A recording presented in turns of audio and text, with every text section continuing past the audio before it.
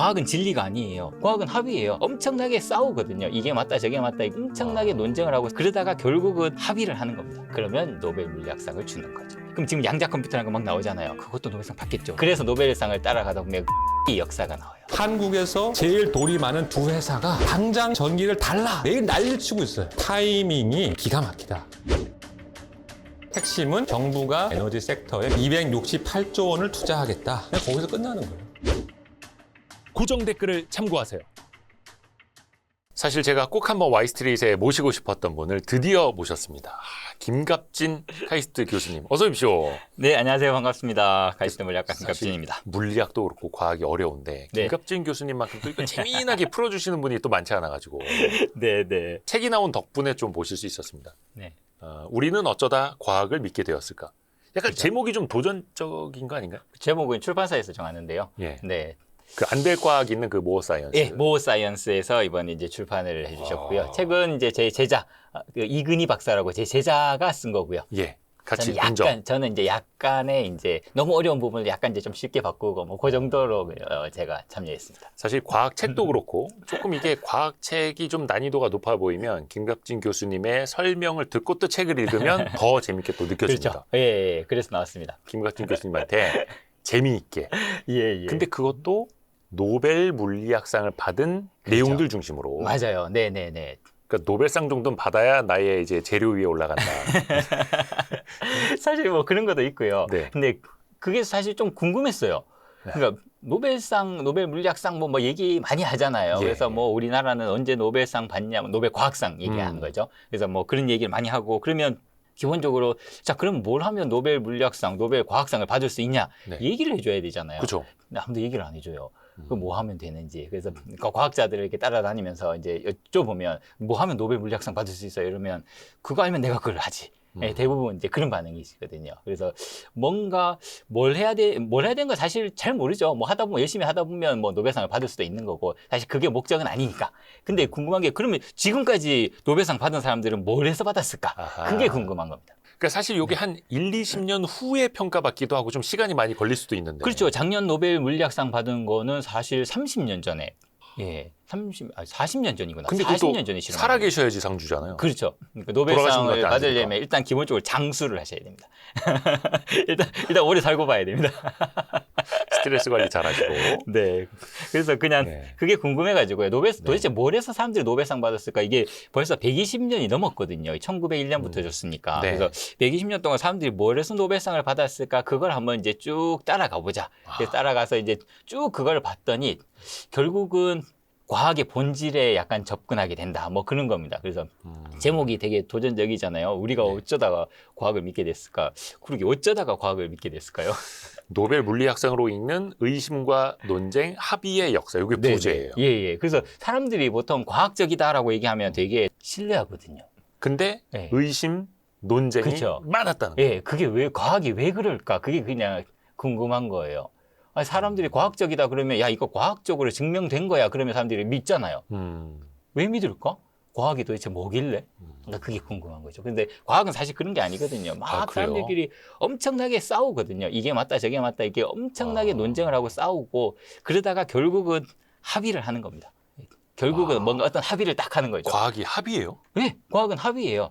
천동설에서 지동설로 바뀌잖아요. 예. 그러니까 지동설로 합의를 하는 거죠. 많은 사람들이 그걸 믿게 되면 그럼 그렇게 넘어가는 거예요. 아니 과학이 무슨 교통사고나 민사소송도 아니고 합의예요. 네. 그러니까 많은 사람들이 이게 맞는 것 같다. 그러니까 지금도 양자역학이 틀렸다고 주장하시는 분들 많아요. 예. 근데 많은 사람들이 양자역학이 맞는 거다라고 합의를 한 거죠. 그렇게 그 합의의 끝에 합의를 하면 이제 완벽히 이제 합의가 된 것 같아. 그러면 이제 거기에 노벨 물리학상을 주는 거죠. 그러니까 그래서 노벨상을 따라가다 보면 그 합의의 역사가 나와요. 의심, 논쟁, 예, 합의. 계속 싸우는 거죠. 이게 맞다, 이게 맞다. 그러면 그 사람들이 다 노벨상을 받아요. 받다가 결국은 마지막에 이게 최종적이다. 뭔가 그런 식으로 이제. 그러게. 노벨상이 예전에 그 줬던 거였는데 그걸 또 반박하는 이론에 대해서 또 노벨상을 준 케이스도 있고 그러잖아요. 그죠. 네네. 그러니까 사실 그것도 앞뒤가 안 맞는 건데. 그 당시에 합의인 거죠. 사실은. 그 당시에 그렇죠. 합의. 그 뉴턴의 시절에는 그게 맞다고 생각을 했겠죠. 근데 이제 아인슈타인이 나와서 그거 아닌 것 같아. 그럼 아인슈타인이 이론으로 바뀌는 거죠. 그러니까 정답이 네. 하나만 있는 건 아니고. 그렇죠. 그걸 어떻게 보면 이제 과학도 의심해 봄직한 거예요. 과학은 진리가 아니에요. 항상 옳은 게 아니거든요. 예, 과학은 계속해서 개선돼 나가는 겁니다. 예, 항상 옳은 게 아니에요. 수학이라는 건 딱 증명이 되지만 과학은 그 증명되는 게 아니에요. 그러네. 뭔가 증명이 된다고 얘기하긴 하지만, 네, 그러니까 결국 합의가 되는 거죠. 그러니까 선생님이 외워라고 했지만 이 교과서도 나중에 달라질 수 있는. 그렇죠. 예, 신기하다. 계속 바뀌. 지금까지 그렇게 해왔으니까 계속해서 바뀌어 왔거든요. 지금도 어, 바뀌고 있고 오늘 준비하신 이야기가 많죠. 많죠. 예. 어떤 걸 들어볼까요? 지금 오늘은 사실 제가 다른 채널에서도 네. 여러 가지 얘기를 했거든요. 그래서 오늘은 그냥 거기서 얘기 안 한 걸 한번 얘기해 볼게요. 노벨 물리학상 이야기인데요. 네. 제가 최근에 인스타그램 이런 것도 시작해서 혹시 관심 있으시면 한번 유튜브도 하고 찾아보시면 계시고 예, 저희 아들이랑 하고 있습니다. 성함이 특이하셔서 검색하면 바로 나옵니다. 네. 자, 오늘 무슨 말씀을 드릴 거냐면, 자, 노벨상 받은 사람들이 결국은 이 과학이라는 건 질문이거든요. 질문. 뭔가 질문을 해가지고 그 연구를 하는 거잖아요. 뭐가 궁금하니까 네네네. 하는 거잖아요. 이게 왜 그럴까? 사실 모든 건 다 궁금해서 나오는 거거든요. 그러니까 잘 생각을 해보시면 사람들이 보통 이제 과학을 필요해서 이걸 만들었다고 생각해요. 뭔가 필요하니까. 그래서 근데 잘 생각해 보면 그 대포가 뉴턴의 역학으로 설명되잖아요. 그러니까 네네네. 대포를 만들려고 뉴턴이 그 역할을 만든 게 아니에요. 우리가 스마트폰을 만들려고 전기와 전자기학을 만든 게 아니거든요. 그쵸. 원자 폭탄 만들려고 양자역학 만든 게 아니에요. 처음에 그 사람들이 왜 만들었냐면 궁금해서 그걸 한 거예요. 궁금해서 이걸 봤더니 그런 원리를 발견을 한 거죠. 그게 결국은 뭔가 쓸모 있는 걸로 바뀌는 거죠. 필요가 아니라 궁금해서 나오는 거다. 그렇죠. 그러니까 그러면 노벨상 받은 사람들은 도대체 뭐가 궁금했을까?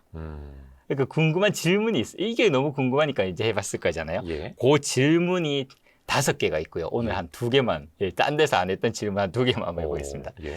첫 번째 질문이 이런 거예요. 이 세상이 뭐로 이루어져 있나? 요거예요. 저 철학 아니고 과학이에요. 네, 과학이에요. 과학적으로. 아니, 그러니까 눈에 보이는 게 있잖아요. 여기 보면 앞에 노트북도 있고, 뭐 카메라도 있고, 이런 게 있잖아요. 이게 쪼개고 가면 마지막에 남는 게 뭐냐? 그걸로 세상이 이루어져 있을 거잖아요. 그 질문이에요. 쪼개면 결국 뭐가 나올까?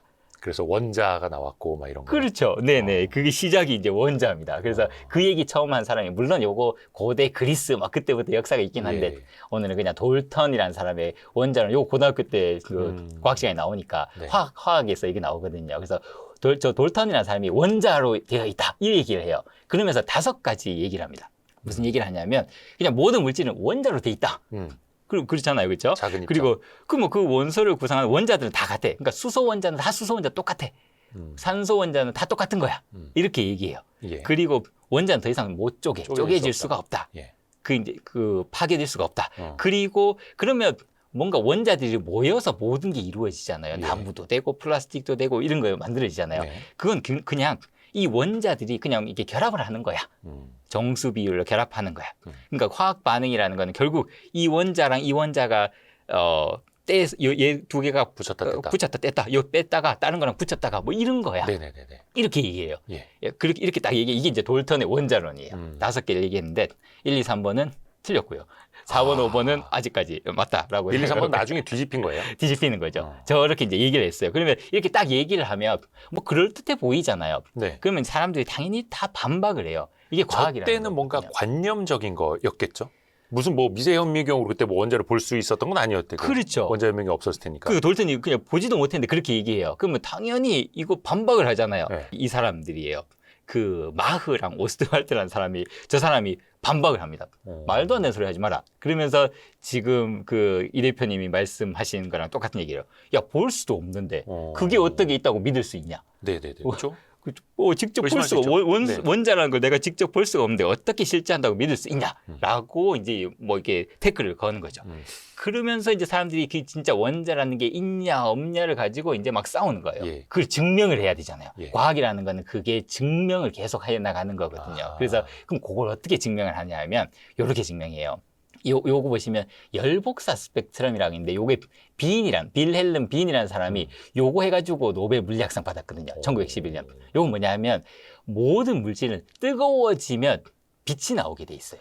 아. 전기 스토브 같은 거 뭐 이런 거 전기 난로 같은 거 막 뜨거워지면 그쵸. 빨갛게 이렇게 달아오르잖아요. 쇠도 뜨겁게 달구면 이렇게 빛이 빨개지고. 나잖아요. 사람 몸에 체온이 있으니까 빛이 나오거든요. 근데 적외선이 나오죠. 열 나죠. 예, 열이 얼굴 나오잖아요. 시뻘개지고. 네. 그러니까 이렇게 딱 나오는데 그러면 여기서 사람 몸에 나오는 게 적외선이고 뭐 빨간색 빛도 나오고 노란색 빛도 막 나올 텐데 네네. 이게 어떤 원리에 의해서 나오냐, 어떤 규칙에 의해서 나오냐, 요 얘기를 했어요. 그래서 요 비인이라는 사람이 뭘 얘기를 하냐면 예. 그 물질의 온도 뜨거워지니까 예. 온도가 3,500도 정도 되면 뭐 파장, 그 빛의 파장 이런 게 여러 개 뭐 예. 빨주노초, 예. 파란보, 적외선, 자외선 쫙 있잖아요. 네. 요렇게 해서 여기 한 700, 여기서 피크를 딱 찍고 아. 이게 엄청 뜨거워서 한 5,500도 정도 되면 이렇게 되면서 여기 한 500 정도의 피크를 딱 찍고 이렇게 내려와. 500 정도가 500 나노미터 요 파장이 제일 세게 나와. 그래서 파장별로. 네, 여러 파장별로 이렇게 나오고 요 픽 위치가 이렇게 바뀌죠. 예. 온도가 점점 올라가면 요 픽 찍는 위치가 점점 왼쪽으로 이렇게 예. 가요. 그러네요. 요런 거를 발견을 하고 요런 걸 이제 설명을 해요. 요거를 노벨상을 받아요. 이걸로. 저게 근데 앞선 뭐 원자랑 관계가 있는 거예요? 아니, 요 원자랑은 전혀 지금 상관이 없어요. 아. 이 사람이 일단 요렇게 딱 얘기를 했거든요. 예. 이게 되게 신기한 게 물질하고 상관이 없어요. 내가 철을 달구든 뭘 달구든 간에 항상 이 온도가 되면 똑같이 나와요. 모든 물질은 똑같이 온도가 딱 결정이 되면 요렇게 딱 나와요. 네. 예, 그래서 요거 어디다 쓰냐면 저건 다 관찰을 한 거예요. 예, 요거 측정을 한 거예요. 아, 예. 그래서 요거를 어디다 쓰냐면 별의 온도를 재는댔어요. 저기 멀리 별빛이 있잖아요. 저 그 신기하던데 별의 온도를 어떻게 재세요? 네, 별 막 온도 몇 도 이렇게 얘기를 하잖아요. 그러게요. 그거 어떻게 지냐면 태양에서 오는 빛이 있고 저 별에서 오는 빛이 있잖아요. 그걸 아. 딱 해서 스펙트럼 파장별로 쫙 분석해 봐요. 그러면 어디인가 픽을 딱 찍고 딱 떨어지게 돼 있거든요. 요 픽이 어디지? 아, 어디에 픽이 나오네. 그럼 그게 뭐 또야. 요거에 빛의 예, 예. 파장을 가지고 추정하는 거예요. 파장, 예. 픽이 어디 딱 있네? 아, 그러면 얘는 5,500도야. 그거를 발견해서 노벨상을 받습니다. 야, 그렇게 해서 별의 온도를 잴 수 있는 거예요. 네네. 그 법칙을 자기가 발견했으니까. 야. 근데 원자는 뭐냐면 네. 여기에서 이제 원자가 들어가는데 원자도 빛을 내요. 원자를 막 태우거나 막 나름의. 그러면 네. 원자를 빛을 내는데 이게 되게 신기해요. 방금은 쭉 모든 파장에서 쭉 다 나오잖아요. 네. 어디에서 픽을 찍잖아요. 근데 원자에서 나오는 빛을 딱 관찰하면 어떻게 되냐면 특정 파장에만 딱딱딱 나와요. 그 색깔별로. 네. 이런 걸 선 스펙트럼이라고 그래요. 그래서 원자 중에 리튬이라는 걸 태우면 어떻게 되냐면 빨간색 빛만 딱 나와요. 네. 소디움, 그 나트륨이라고 보통 얘기하죠. 요거 태우면 노란색만 딱 나오고요. 포타슘, 칼륨을 태우면 이 보라색이 딱 나와요. 저 옛날에 맨날 과학 시간에 외우라고 했거든요. 네네네. 요렇게만 딱 나오는 거예요. 이게 되게 신기하죠. 왜냐하면 모든 물질이 뜨거워지면 전체 다 나오는데 이거는 특정 색깔만 딱 거기에만 딱 나오는 거예요. 그래서 요게 이제 선 스펙트럼이고 요게 1900년 되기 전에 사람들이 이걸 막 발견해요. 그래서 이거 어디다 쓰냐면 이게 폭죽놀이였어요. 폭죽 딱 하면 이제 빵 터지면 이제 그쵸, 빨간색, 그쵸. 노란색 막 이렇게 파란색 이렇게 나오잖아요. 요 리튬을 거기다 집어넣으면 빨간색이 딱 나오고요. 아하. 요렇게 나오는 거예요. 소디움, 나트륨 넣으면 노란색 터지고. 그죠? 예. 요렇게. 근데 이게 좀 특이하죠. 뭐 뜨겁게 하면 저렇게 연속적으로 쫙 다 나오는데 왜 원자에서는 저렇게 띄엄띄엄 몇 개의 색깔만 딱딱딱 이렇게 나올까? 예. 이게 이제 궁금한 거예요. 거기서 왜라는 질문을 던진 거예요. 그죠? 도대체 얘가 왜 그러냐? 그럼 저 선의 위치, 요게 뭐 예를 들어서 뭐 수소는 여기 두 개 이렇게 나오고 뭐 나트륨은 이렇게 나오는데 왜 여기 나오는지 누군가 설명해 달라. 이거죠. 이걸 왜 원자는 저기서 나오냐? 과학이 왜라는 것에 답을 할 수가 있는 거예요. 그럼 저기 왜 원자가 자기가 대답해 줄 수는 없잖아요. 챗GPT처럼. 그렇죠. 원자가 도대체 어떻게 생겼길래 저런 게 나오는지를 이제 지금부터 이제 설명해 나가는 거죠. 저는 원래 빨간색을 좋아해요. 막 이런 거 아니고. 그렇죠. 그렇게 얘기할 수도 있는 거고. 네. 그렇게 원자는 원래 그냥 뭐 리튬은 원래 그 걔가 빨간색이야 이렇게 얘기할 수도 있잖아요. 네네네. 근데 그걸 파고 들어간 거예요. 도대체 왜 쟤는 빨간색이 나올까? 이거를 설명하기 시작을 합니다. 제만이라는 사람이랑 로렌츠라는 사람이 1902년 제2회 노벨 물리학상 수상자입니다. 공동수상. 두 번째 노벨 물리학상 이 사람들이 받아요. 이 사람들이 도대체 뭐해서 노벨 물리학상을 받았냐면 방금 그 선이 딱 나오잖아요. 예. 리튬을 딱 태우면 딱 어디에선가 딱 그 스펙트럼이 딱 나오는데 그 실험을 하면서 그 원자에다 자석을 갖다 댔어요. 자석을 갖다 댔더니 이 선이 갈라지는 거예요. 여러 갈래로 나와버리는 거예요. 갈라진다고요? 네, 한 개로 선이 한 개로 이렇게 나오던 게 옆에 뭐 네 개로 나오기도 하고 6개로 나오기도 하고 이렇게 막 여러 개로 스펙트럼이 달라져요. 네, 갈라지는 거예요.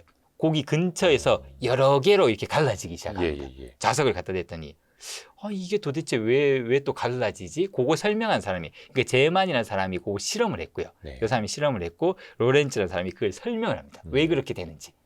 그럴듯하게 설명하는데 여기 자석을 갖다 대면 이거 뭐 무슨 일이 일어나냐 하면요. 예. 보통 요거는 고등학교 때 배우는데 이과에서 배울 예. 겁니다. 자석을 갖다 대면 이 전자나 뭐 전기를 띈 거는 이렇게 가다가 자석을 갖다 대면 로렌츠 힘이라는 걸 받아서 슉 휘어요.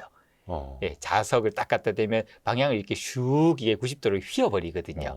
예, 그래서 뭐 이렇게 실제로 측정해 보면 이렇게 휘는 것들이 이렇게 자석 갖다 대면서 측정하면 이렇게 네. 휘는 것들이 나와요. 네. 요런 건 그때 알고 있었거든요. 이런 걸 로렌츠 힘이라고 그래요. 왜냐면 이 로렌츠라는 사람이 그 얘기를 했거든요. 그래서 이 사람이 그러면 잘 생각해 보자. 이게 왜 저기 자석을 갖다 대면 왜 갈라지냐? 왜 갈라지냐면 자, 빛이라는 게 뭘까? 그 당시에 빛이라는 게 그 전자기파거든요. 빛이라는 거는 결국 이 전자파, 이 빛이 뭐 적외선, 자외선, 뭐저 이런 것들이 전부 전자파니까 전자파가 어떻게 나오냐면 얘가 뭔가 전자나 뭔가 이게 전기를 띠는 게 막 움직이면 거기서 나와요. 그래서 지금도 방송사에서 안테나 같은 거 네네. 예전에 뭐 라디오 같은 지상파, 거 하면 예. 지상파 하면 안테나 이렇게 세우잖아요. 그쵸. 안테나 이렇게 딱 세워서 안테나 이렇게 돌리면 이게 예전에 라디오 달라지죠. 나왔잖아요. 예. 그 라디오 그 안테나에서 이렇게 움직이는 거예요. 막 움직이면 그거 메가헤르츠로 움직이면 몇 메가헤르츠 그 라디오파가 이렇게 나가는 거예요. 이거 라디오 진행하고 있으면서도 이걸 몰랐네. 그렇게 움직이는 걸 잡아채서. 네네. 그래서 전기를 띈 게 막 움직이기 시작하면 거기서 전파가 나가거든요. 그걸 그 맥스웰이라는 사람이 이게 빛의 정체다. 빛이라는 건 전기를 띠는 게 막 움직이는 거야. 그래서 막 움직이는 게 막 빨리 움직이면 이제 뭐 이게 메가헤르츠, 킬로헤르츠, 메가헤르츠 이런 게 다 예전에 라디오 보면 그러잖아요. 네. 그리고 요즘은 이제 그 전자레인지나 뭐죠 핸드폰 같은 거는 2.4 기가헤르츠 그런 거 예. 마이크로파. 그보다 더 빨라지면 테라헤르츠파, 더 빨라지면 적외선, 자외선, 저기서 가시광선, 자외선 이렇게 막 전자기파가 나오는 거죠. 예. 그래서 그거를 그 당시에 다 알고 있었거든요. 예. 이게 움직이면 빛이 나오는 거구나. 그러면 이제 자석 갖다 대면 얘가 왜 빛이 두 갈래로 갈라지는지 설명을 해야 되잖아요. 네네. 그래서 이 로렌츠라는 사람이 어떻게 설명하냐면 이렇게 설명해요. 여기에다가 자석 원래 이게 막 움직이는데 얘가 이렇게 뭐 시계 방향으로 막 움직일 수도 있고 반시계 방향으로 이렇게 원자라는 게 막 이렇게 돌 수도 있잖아요. 네. 이게 뭐 돌 수 있다고 치자. 그러면 자석을 딱 갖다 대면 이 자석이라는 게 얘를 되게 돌린다 그랬잖아요. 네네. 방향을. 그래서 원래 시계 방향으로 돌던 거는 더 잘 돌게 만들 거고 반대로 돌던 거는 좀 못 돌게 만들 수 있지 않냐. 자석이. 예, 그래가지고 한 개는 더 빨리 막 돌게 되고 하나는 반대로 이렇게 도니까 더 느려져가지고 그래서 빠른 거 하나 나오고 느린 거 하나 나오고 원래는 같이 나오던 애가 두 개로 갈라지는 거야. 네네. 이렇게 이제 설명을 합니다.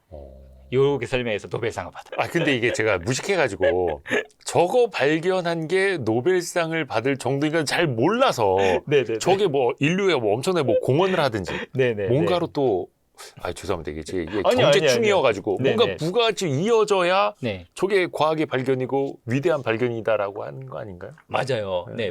그러니까 생각해 보시면 그때 상황을 보시면 1900년도거든요. 전기가 뭔지도 모르던 시절이에요. 지금 우리가 막 전기로 막 뭔가 걸 다 쓰잖아요. 네네네. 전기가 이제 막 나오던 시절이거든요. 원자가 뭔지도 모르던 시절이에요. 그러니까 120년 전의 상식으로 봐야 된다. 그렇죠. 네. 그 당시에 생각해 보면 그래서 그냥 돌더니 세상 모든 만물은 원자로 되어 있어. 근데 잘 생각해 보시면 원자는 중성이에요.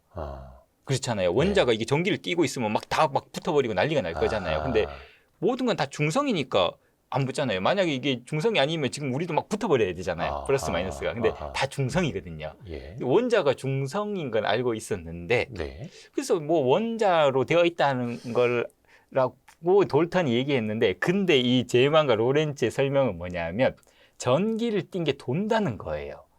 그러니까 뭔가 전기를 띄어야지만 자석 갖다 대면 돌거든요. 예. 그러니까 원자가 중성이 아닌 것 같다. 이게 무슨 말이냐면 원자라는 게 그 안에 뭔가 플러스인지 마이너스인지 뭔가 들어있는 것 같다라는 얘기를 해요. 원자가 중성이 아닌 것 같다. 네, 지금은 우리가 원자 핵이 있고 전자가 주변에 있고 그렇게 돌고. 배우잖아요. 예. 그걸 그때 몰랐으니까 그냥 원자가 뭔지도 모르니까 이 안에 뭔가 전기 띈 게 있는 것 같아. 이게 왜 돌지 이렇게? 네. 전기를 띈 게 있어야지만 이게 설명이 되는 거야. 그러다가 전자라는 걸 알게 된 거예요? 그렇죠. 이 사람들이 원자 안에는 뭔가 전기를 띈 게 뭔가 플러스인지 마이너스인지 뭔가 있어. 예, 있는 것 같아. 그래서 노벨 물리학상을 받은 거예요. 아하. 그리고 전자가 발견이 되죠. 그래서 이 톰슨이라는 사람이 1906년도에 노벨 물리학상 받습니다. 이 사람이 그 당시 유행이었는데요. 요렇게 그 유리로 이렇게 진공을 이렇게 막 만들어요. 예. 그 에디슨의 백열전구처럼 생겼잖아요. 그걸 조금 복잡하게 만든 거죠. 요렇게 진공을 딱 만든 다음에 플러스 마이너스 이렇게 해서 강하게 전압을 막 걸어요. 막 걸었더니 마이너스에서 뭔가 튀어나온 걸 봤어요. 뭔가 빵 튀어나와요. 마이너스에서 뭔가 빵 튀어나오는데 딱 나올 때 여기에다가 플러스 마이너스를 걸었더니 이 플러스 쪽으로 휘어요. 얘가 나오는 게. 그러니까 플러스 쪽으로 딸려간다는 거는 나오는 게 마이너스가 튀어나온다는 얘기잖아요. 예. 마이너스랑 플러스가 당기니까 뭔가 전압을 걸었는데 마이너스가 튀어나왔다는 거예요. 그게 뭐지? 그게 바로 전자라는 겁니다. 원자 핵과 전자를 처음 발견. 저기 뭐 빛으로 보인 거예요? 뭐 시각적으로 뭐 보인 거예요? 네네. 그러니까 전자가 튀어나오는데 전자가 눈에 보이지는 않잖아요. 전자가 그 안에 기체 같은 게 있으면 네. 전자가 걔를 때리거든요. 그러면서 빛이 나와요. 그러니까 그런 걸 이제 보는 거예요. 아, 전자를 때리면서 나오는 빛으로 알게 되는. 예, 그러면 뭔가 이렇게 쭉 이렇게 빛이 보이거든요. 쭉 네. 광선이 나가는 것처럼 이렇게 쫙 나가는 게 보이거든요. 근데 여기도 플러스 마이너스 그러면 이 광선의 방향이 꺾여요. 이렇게 꺾이는데 어느 방향으로 꺾이냐면 플러스 방향으로 이렇게 가는 거예요. 플러스로 끌려가니까 얘는 지금 마이너스구나. 뭔지 모르겠는데 지금 나오는 게 마이너스가 나오고 있구나. 그래서 예. 이게 원자가 아니라 원자에서 튀어나온 전자구나. 그렇죠. 예. 원자는 중성이어야 되니까 원자 안에 전자라는 게 들어있다. 그러면은 원자가 중성이라는 사실 자체가 네. 뭐 의심받거나 바뀐 건 아니네요. 1906년도에. 그렇죠. 예. 중성은 중성인데 그 안에 뭔가 플러스도 있고 마이너스도 있다. 그러니까 돌턴이 뭐라고 했냐면 세상은 원자로 이루어져 있어. 예. 이거 안 쪼개져. 이 안에는 아무것도 없어. 그냥 이게 세상을 구성하는 근원이야. 원자가 파고 가면 결국 끝에 원자가 있어. 아니야. 근데 톰슨이 아니야. 그 안에는 전자가 또 파면 또 들어있다는 거예요. 그러니까 반은 맞고 반은 틀렸던 거예요. 그렇죠. 예. 근데 이게 전자가 원자 안에 있는 게 아니라 주변에 있는 거 아니? 전자가? 그렇죠. 그게 이제 핵심이에요. 네네. 자, 이게 톰슨이 실험했더니 전자가 나온 걸 봤어요. 예. 그러면 이 원자 안에 전자는 도대체 어디 있을까? 자, 우리는 지금 이제 원자 이제는 알게 알지 되는데. 않아요. 근데 그때 그 상황으로 돌아가셔서 생각해 보면 자, 뭔지는 모르겠는데 지금 전자가 튀어나와. 야, 그러면 이 안에 지금 마이너스 전자가 있다는 얘기인데? 그래서 톰슨이 어떻게 얘기하냐면 이렇게 얘기해요. 원자 안에 빵에 건포도 들어있는 것처럼 마이너스들이 이렇게 전자가 박혀 있고 붙어 있을 거야. 빵처럼 돼 있는 거 그 찐덕찐덕한 게 전체가 플러스일 거야. 그래서 전체적으로 중성일 거야. 요렇게 얘기해요. 왜 그렇게 얘기해야 되냐면 마이너스랑 마이너스는 밀어내잖아요. 예. 그 안에 전자들이 여러 개 들어있으면 얘네들이 폭발해 버려야죠. 튀어나와야 되는데 안 튀어나오잖아요. 예. 가만히 있잖아요, 원자는. 그러니까 뭔가 찐덕찐덕한 게 잡아주는 거야. 그래서 중간중간에 이게 건포도처럼 이렇게 딱딱 박혀 있는 거야. 이렇게 얘기해요. 그게 추정을 했던 거죠. 예, 그때는. 그게 톰슨이라는 사람이 처음에 전자를 발견하고 원자는 이렇게 생긴 거야라고 처음에 톰슨의 모형이에요. 그러니까 120년 전인데 관찰한 것과 네네네. 그 이상에 대해서는 또 추정을 할 수밖에 없고. 그렇죠. 예. 그래서 전자까지는 알았는데 아직 원자가 어떻게 생겼는지는 설명을 못 하니까 마이너스는 밀어서 이게 튀어나와야 되는데 안 나오고 있으니까 뭐 잡고 있겠지. 플러스가 이게 찐덕찐덕하게 뭔가 그렇게 잡고 있겠지라고 얘기를 했어요. 이게 톰슨의 모형이었어요. 이제 과학 시간을 통해서 네. 원자 주변에 전자가 있다는 것쯤은 알고 있고. 예, 그게 이제 하나하나 나오는 거예요. 와. 그 하나하나 노벨상 다 주는 거예요. 야, 이거 뭐 원자와 전자로 여러분이 영웅이 되셨네. 오, 이거 엄청 많이 받았죠. 그러니까 야. 원자는 원자 핵과 전자로 돼 있고 원자 핵은 양성자와 중성자로 돼 있고 양성자는 쿼크로 돼 있고 이거 하나하나 발견한 사람 전부 노벨상 받습니다. 그러니까 그 입자 관련해서 그렇죠. 쭉 예, 이어지는 하나 계속 파고 들어가는 거예요. 자, 전자까지 나왔잖아요. 진짜 전자가 나오는 거 진짜 얘가 전자가 맞나 또 확인을 해야 되잖아요. 네네네. 그래서 이 밀리컨이라는 분이 네. 실험을 해요. 어. 자, 그러면 마이너스를 가진 게 나오고 있다고 하니까 그 마이너스 크기가 얼마냐 정확히 재야 되잖아요. 전자에. 그래서 보통 우리가 이걸 전자의 전하량이라고 하죠. 네. 이거를 정확히 재요. 이분은 이제 그 기름방울 실험이라고 해서 요렇게 전하를 띈 걸 요렇게 해서 중력 때문에 얘들이 이게 방울이 이렇게 밑으로 떨어지잖아요. 네. 근데 반대 방향으로 전기장을 가하면 이렇게 반대 방향 힘을 주니까 중간에 딱 멈추게 할 수 있잖아요. 그걸 이용해서 전자의 전하량이 요 정도 된다. 이분이 얘기했던 거는 1.59 곱하기 10의 마이너스 19승 쿨럼이다. 라고 딱 얘기를 해요. 근데 지금 이제, 지금 우리가 알고 있는 건 1.6. 그러니까 거의 맞췄죠. 예. 그래서 요거를 딱 측정을 해요. 전자라는 게. 측정을 한 거예요. 예. 전자가 튀어나오고 있다고 하니까, 톰슨이 예. 전자가 튀어나오고 있다고 그랬거든요. 그래서 예. 이거는 전자라고 하자. 이름을 일렉트론이라고 딱 이름 붙였어요. 그러면 걔가 전기를 띠고 있는데 걔 전하량이 얼마냐는 걸 알아야 되잖아요. 예. 그래서 이 밀리컨이라는 사람이 그걸 측정을 해요. 그래서 노벨상을 또 받아요.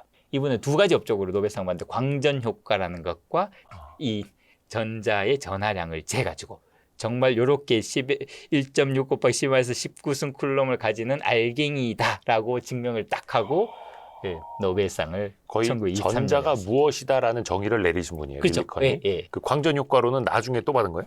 아니요, 그 두 가지 업적. 광전 둘 효과를 같이? 예, 광전 효과와 광전 효과를 이용해서 플랑크 상수라는 것을 결정하고 전자의 전하량을 결정해서 이 두 가지 업적으로 인해서 노벨 물리학상을 수여한다. 어디선가 한 번쯤은 들어본 이름들이에요. 이제 알게 되는 거예요, 우리가. 네네네. 김학진 교수님 덕분에. 우리는 어쩌다 과학을 믿게 되었을까? 이제 전자의 뭐라 해야 되나? 정의까지 왔어요. 네네네. 예, 예. 아직 갈 길 멀어요. 이제 1923년 왔습니다. 아직 103년 남았는데. 네네. 아직 네. 한참 가야 됩니다. 자, 이제 전자까지 나왔잖아요. 예. 자, 그러면 이제 톰슨이 전자는 있는 것 같고 그 플러스들은 그냥 뭐 찐덕찐덕하게 뭐 그런 것들이 있는 것 같다라고 얘기했거든요. 그럼 그게 이제 맞는지 확인하려고 이 러더퍼드라는 톰슨의 제자입니다. 네. 그 전자를 발견한 그 사람이 제자인데 이 사람이 무슨 실험을 하냐면 이 원자가 있잖아요. 거기에다가 알파 입자라는 걸 써요. 근데 알파 입자는 뭐냐면요. 그 헬륨의 원자 핵인데요. 전자보다 한 몇 배, 수천 배 정도 무거워요. 엄청 무거운 원자 핵을 이게 때려요.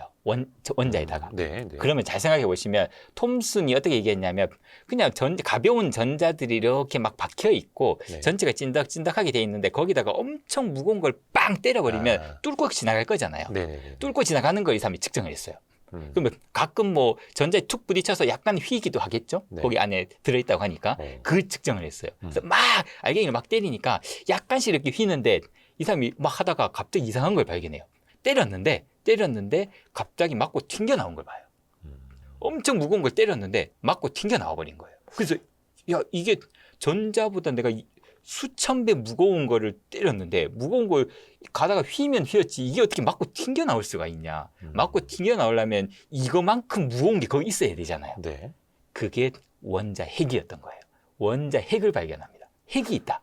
잠시만요. 원자가 엄청 작았을 텐데. 네네. 그러면 아까 때린 게 전자라고요? 네. 아니 그 원자 날린 핵을 거. 네, 원자 핵을 때립니다. 알파 입자라고 보통 얘기하는데 아니, 그러니까 먼저 던진 게 뭐라고요, 아까? 여기 원자에다가 던진 원자들이 것. 있고요. 원자들이 이렇게 있고 여기에다 던진 거는 알파 입자라고 알갱이를 던져요. 알파 입자. 예, 예. 근데 그 알파 입자가 뭐냐면 헬륨이라는 거의 원자 핵이 알파 입자입니다. 예, 아무튼. 근데 그게 예. 왜냐면 원자 핵이니까 원자 핵은 뭔가 플러스로 돼 있잖아요. 그러니까 전압을 걸면 이게 확 가거든요. 네. 예, 그래서 그걸 그냥 막 쏜 거예요. 예, 그래서 막 쐈는데 엄청 무거운 걸 쏘면 그냥 뭐 맞고 대부분 그냥 통과를 해버릴 거고 맞고 약간 휘게 될 거고 그래서 이 사방에서 다 조사를 했어요.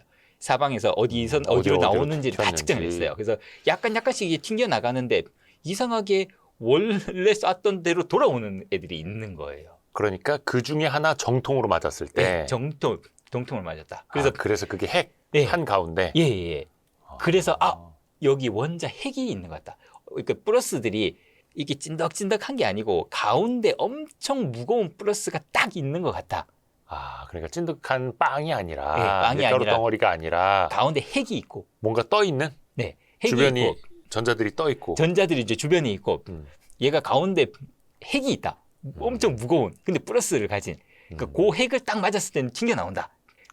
그래서 이 사람이 이 실험을 하고 유명한 말을 남겼는데 네. 이런 말을 남겨요. 15인치 포탄을 얇은 휴지 조각에 쐈더니 튕겨서 돌아오는 것과 똑같았다. 이건 말이 안 되는 상황이었다. 그렇죠. 놀랐겠네. 이걸 쐈는데 이게 어떻게 막 튕겨 나올 수가 있지? 포탄이 휴지를 맞고 어떻게 튕겨 나오냐. 그렇죠. 네. 근데 알고 보니 그 거기에 원자 핵이 있었다. 그래서 원자 핵을 발견을 합니다. 그러니까 그게 알파 입자라는 걸 던졌기에 네, 네, 알파 네. 입자보다 더 큰 예, 무거운 엄청 무거운 게 원자 거기에 핵. 원자 핵이 있다. 그러니까 원자 핵이 있는지도 몰랐어요. 원자가 어떻게 생겼는지 지금 하나하나 들어가는 거예요. 예. 그래서 돌턴이 신기하다. 원자로 돼 있다 그랬거든요. 원자 더 이상 못 쪼개. 그게 근본이야라고 했는데 이걸 파고 들어가는 거예요. 그래서 전자 발견됐죠. 쪼개기 시작합니다. 네, 이제 원자 핵이 이제 발견이 되는 거죠. 사실 이분이 노벨 화학상 수상했는데요. 러더퍼드는 이 업적은 상관없어요. 다른 걸로. 다른 걸로 다른 걸로 화학상이에요. 노벨 물리학상이 화학상 아니라. 받았어요. 예, 이분은 그 연금술 같은 거 그런 걸로 화학상 받았어요. 물질이 다른 물질로 바뀔 수 있다. 뭐 이런 걸로 막 그 방사능, 붕괴 이런 걸 이제 증명해 가지고 근데 원자 핵을 이제 발견하신 분이에요. 이 러더퍼드가. 발견했어요. 자, 그러면 이분이 가운데에 뭔가 엄청 무겁고 플러스를 띈 게 가운데 있어. 그리고 전자는 주변에 있어. 근데 이렇게 딱 거기까지 알았잖아요. 네네네. 분명히 무거운 게 있어. 톰슨이 전자가 있다 그랬어. 그러면 원자는 어떻게 생겨야 되지? 이게 문제가 생겨요. 잘 생각해 보면 가운데 플러스가 있어, 주변에 마이너스가 있어. 그럼 둘이 붙어버려야지. 마이너스가 어떻게 가만히 있을 수가 있어? 얘는 당연히 갖다 붙어야지. 예. 예, 그래서 아니 플러스 마이너스 붙어서 그냥 붕괴해버리고 없어질 거다. 이게 딱 붙어져 버릴 거다라고 생각이 들잖아요. 네. 그래서 러더포드가 어떻게 얘기하냐면 원자 핵이 있는 건 자기가 알았으니까. 그래서 플러스 원자 핵이 있고 전자라는 게 가만히 있으면 붙어버릴 테니까 전자가 도는 거야. 막 돌면 원심력 때문에 얘가 이게 벗어나지도 않고 붙지도 않고 붙지도 않고 마치 그럴 수 중력처럼. 있죠. 그렇죠. 그래서 원자 핵 주위를 전자가 막 돈다. 그것도 가설이었어요. 그 네. 당시에는. 예, 이렇게 러더포드가 이것도 지금도 틀린 겁니다. 이렇게 설명하면 안 돼요. 네, 그래서 그러니까 당시에는 그 앞에서도 이야기한 것처럼 측정할 수 있는 것까지는 네. 입증을 하고 네네. 그 이상에 대해서는 또 추정을 하고. 네네. 이거의 반복이네요, 예. 계속. 그래서 원자 핵까지 갔는데 여전히 원자의 모양이 그려지지가 않는 거예요. 그래서 플러스 마이너스는 붙어버려야 되는데 어떻게 안정하게 있지? 그래서 봤더니 이게 도는 거 아닐까? 근데 돌면 문제가 생겨요. 왜냐하면 아까 그 로렌츠 얘기할 때 막 움직이면 빛이 나온다 그랬잖아요. 예. 이거 막 돌면 그러면 빛이 나왔어야 돼요. 그럼 원자에서 빛이 계속 나오면서 에너지를 점점 잃으니까 전자는 막 돌다가 결국은 에너지를 잃어버리고 떨어져야 돼요. 그 원자 핵을 다 갖다 쓰고. 붙어야 돼요. 예. 근데 원자는 안정적으로 있잖아요. 예. 어떻게 이렇게 안정적이 있지? 이거 말이 안 돼. 어. 이게 진짜로 도는 거라면 이게 툭 건들면 툭 튀어나가야지. 그 그림의 밑에 나오는 거예요. 네. 네, 저거. 네. 이렇게 설명을 했는데 이것도 문제가 있죠. 사람들이 질문해요. 야, 마이너스가 저렇게 도는 게 어떻게 안정할 수가 있냐. 돌기 시작하면 거기서 막 빛이 나올 거고 그럼 에너지를 잃어버려서 결국 저 궤도가 점점 줄어들면서 그냥 빵 하고 그냥 원자핵이 붙어버리고 붙어버려야 끝날 되는데 어떻게 저게 안정할 수가 있냐. 그래서 여전히 설명을 못하죠. 저것도 누가 발견해서 또 상 받았습니까? 그렇죠. 그걸 설명한 사람이 그 유명한 양자역학을 만든 닐스 보어라는 사람이 이걸 설명합니다. 이거를 정확하게 설명하는데 이렇게 설명해요. 원자라는 거는 가운데 원자 핵이 있고 네. 주변에 전자가 도는 건 맞는데 전자가 도는 게 특정한 궤도에서만 딱 돌아. 1번 궤도, 2번 궤도, 3번 궤도 이렇게 딱 그 위치에서만 돌 수 있어. 1.5번 거기는 아예 돌 수가 없어. 그런 궤도는 없어. 딱 그 위치에서만 돌 수 있어. 마치 행성처럼요. 네. 근데 저거는 관찰이에요, 추정이에요? 예측을 하는 겁니다. 예, 설명을 하는 겁니다. 예. 예, 그래서 보어는 이론 물리학자이기 때문에 이론적으로 이렇게 될 거다. 그리고 이 사람이 이렇게 얘기해요. 그러면 원자에서 빛이 나오잖아요. 아까 제일 처음 질문이 뭐냐면 돌수록. 예. 원자 태웠더니 딱 특정한 데서 스펙트럼이 이렇게 딱 선으로 딱딱 나오잖아요. 네. 그러면 요 빛은 어떻게 나오는 거냐면 원자가 2번에 있다가 1번으로 딱 갈 수도 있고 3번에서 1번으로 갈 수도 있고 뭐 3번에서 2번으로 갈 수도 있잖아요. 원자가.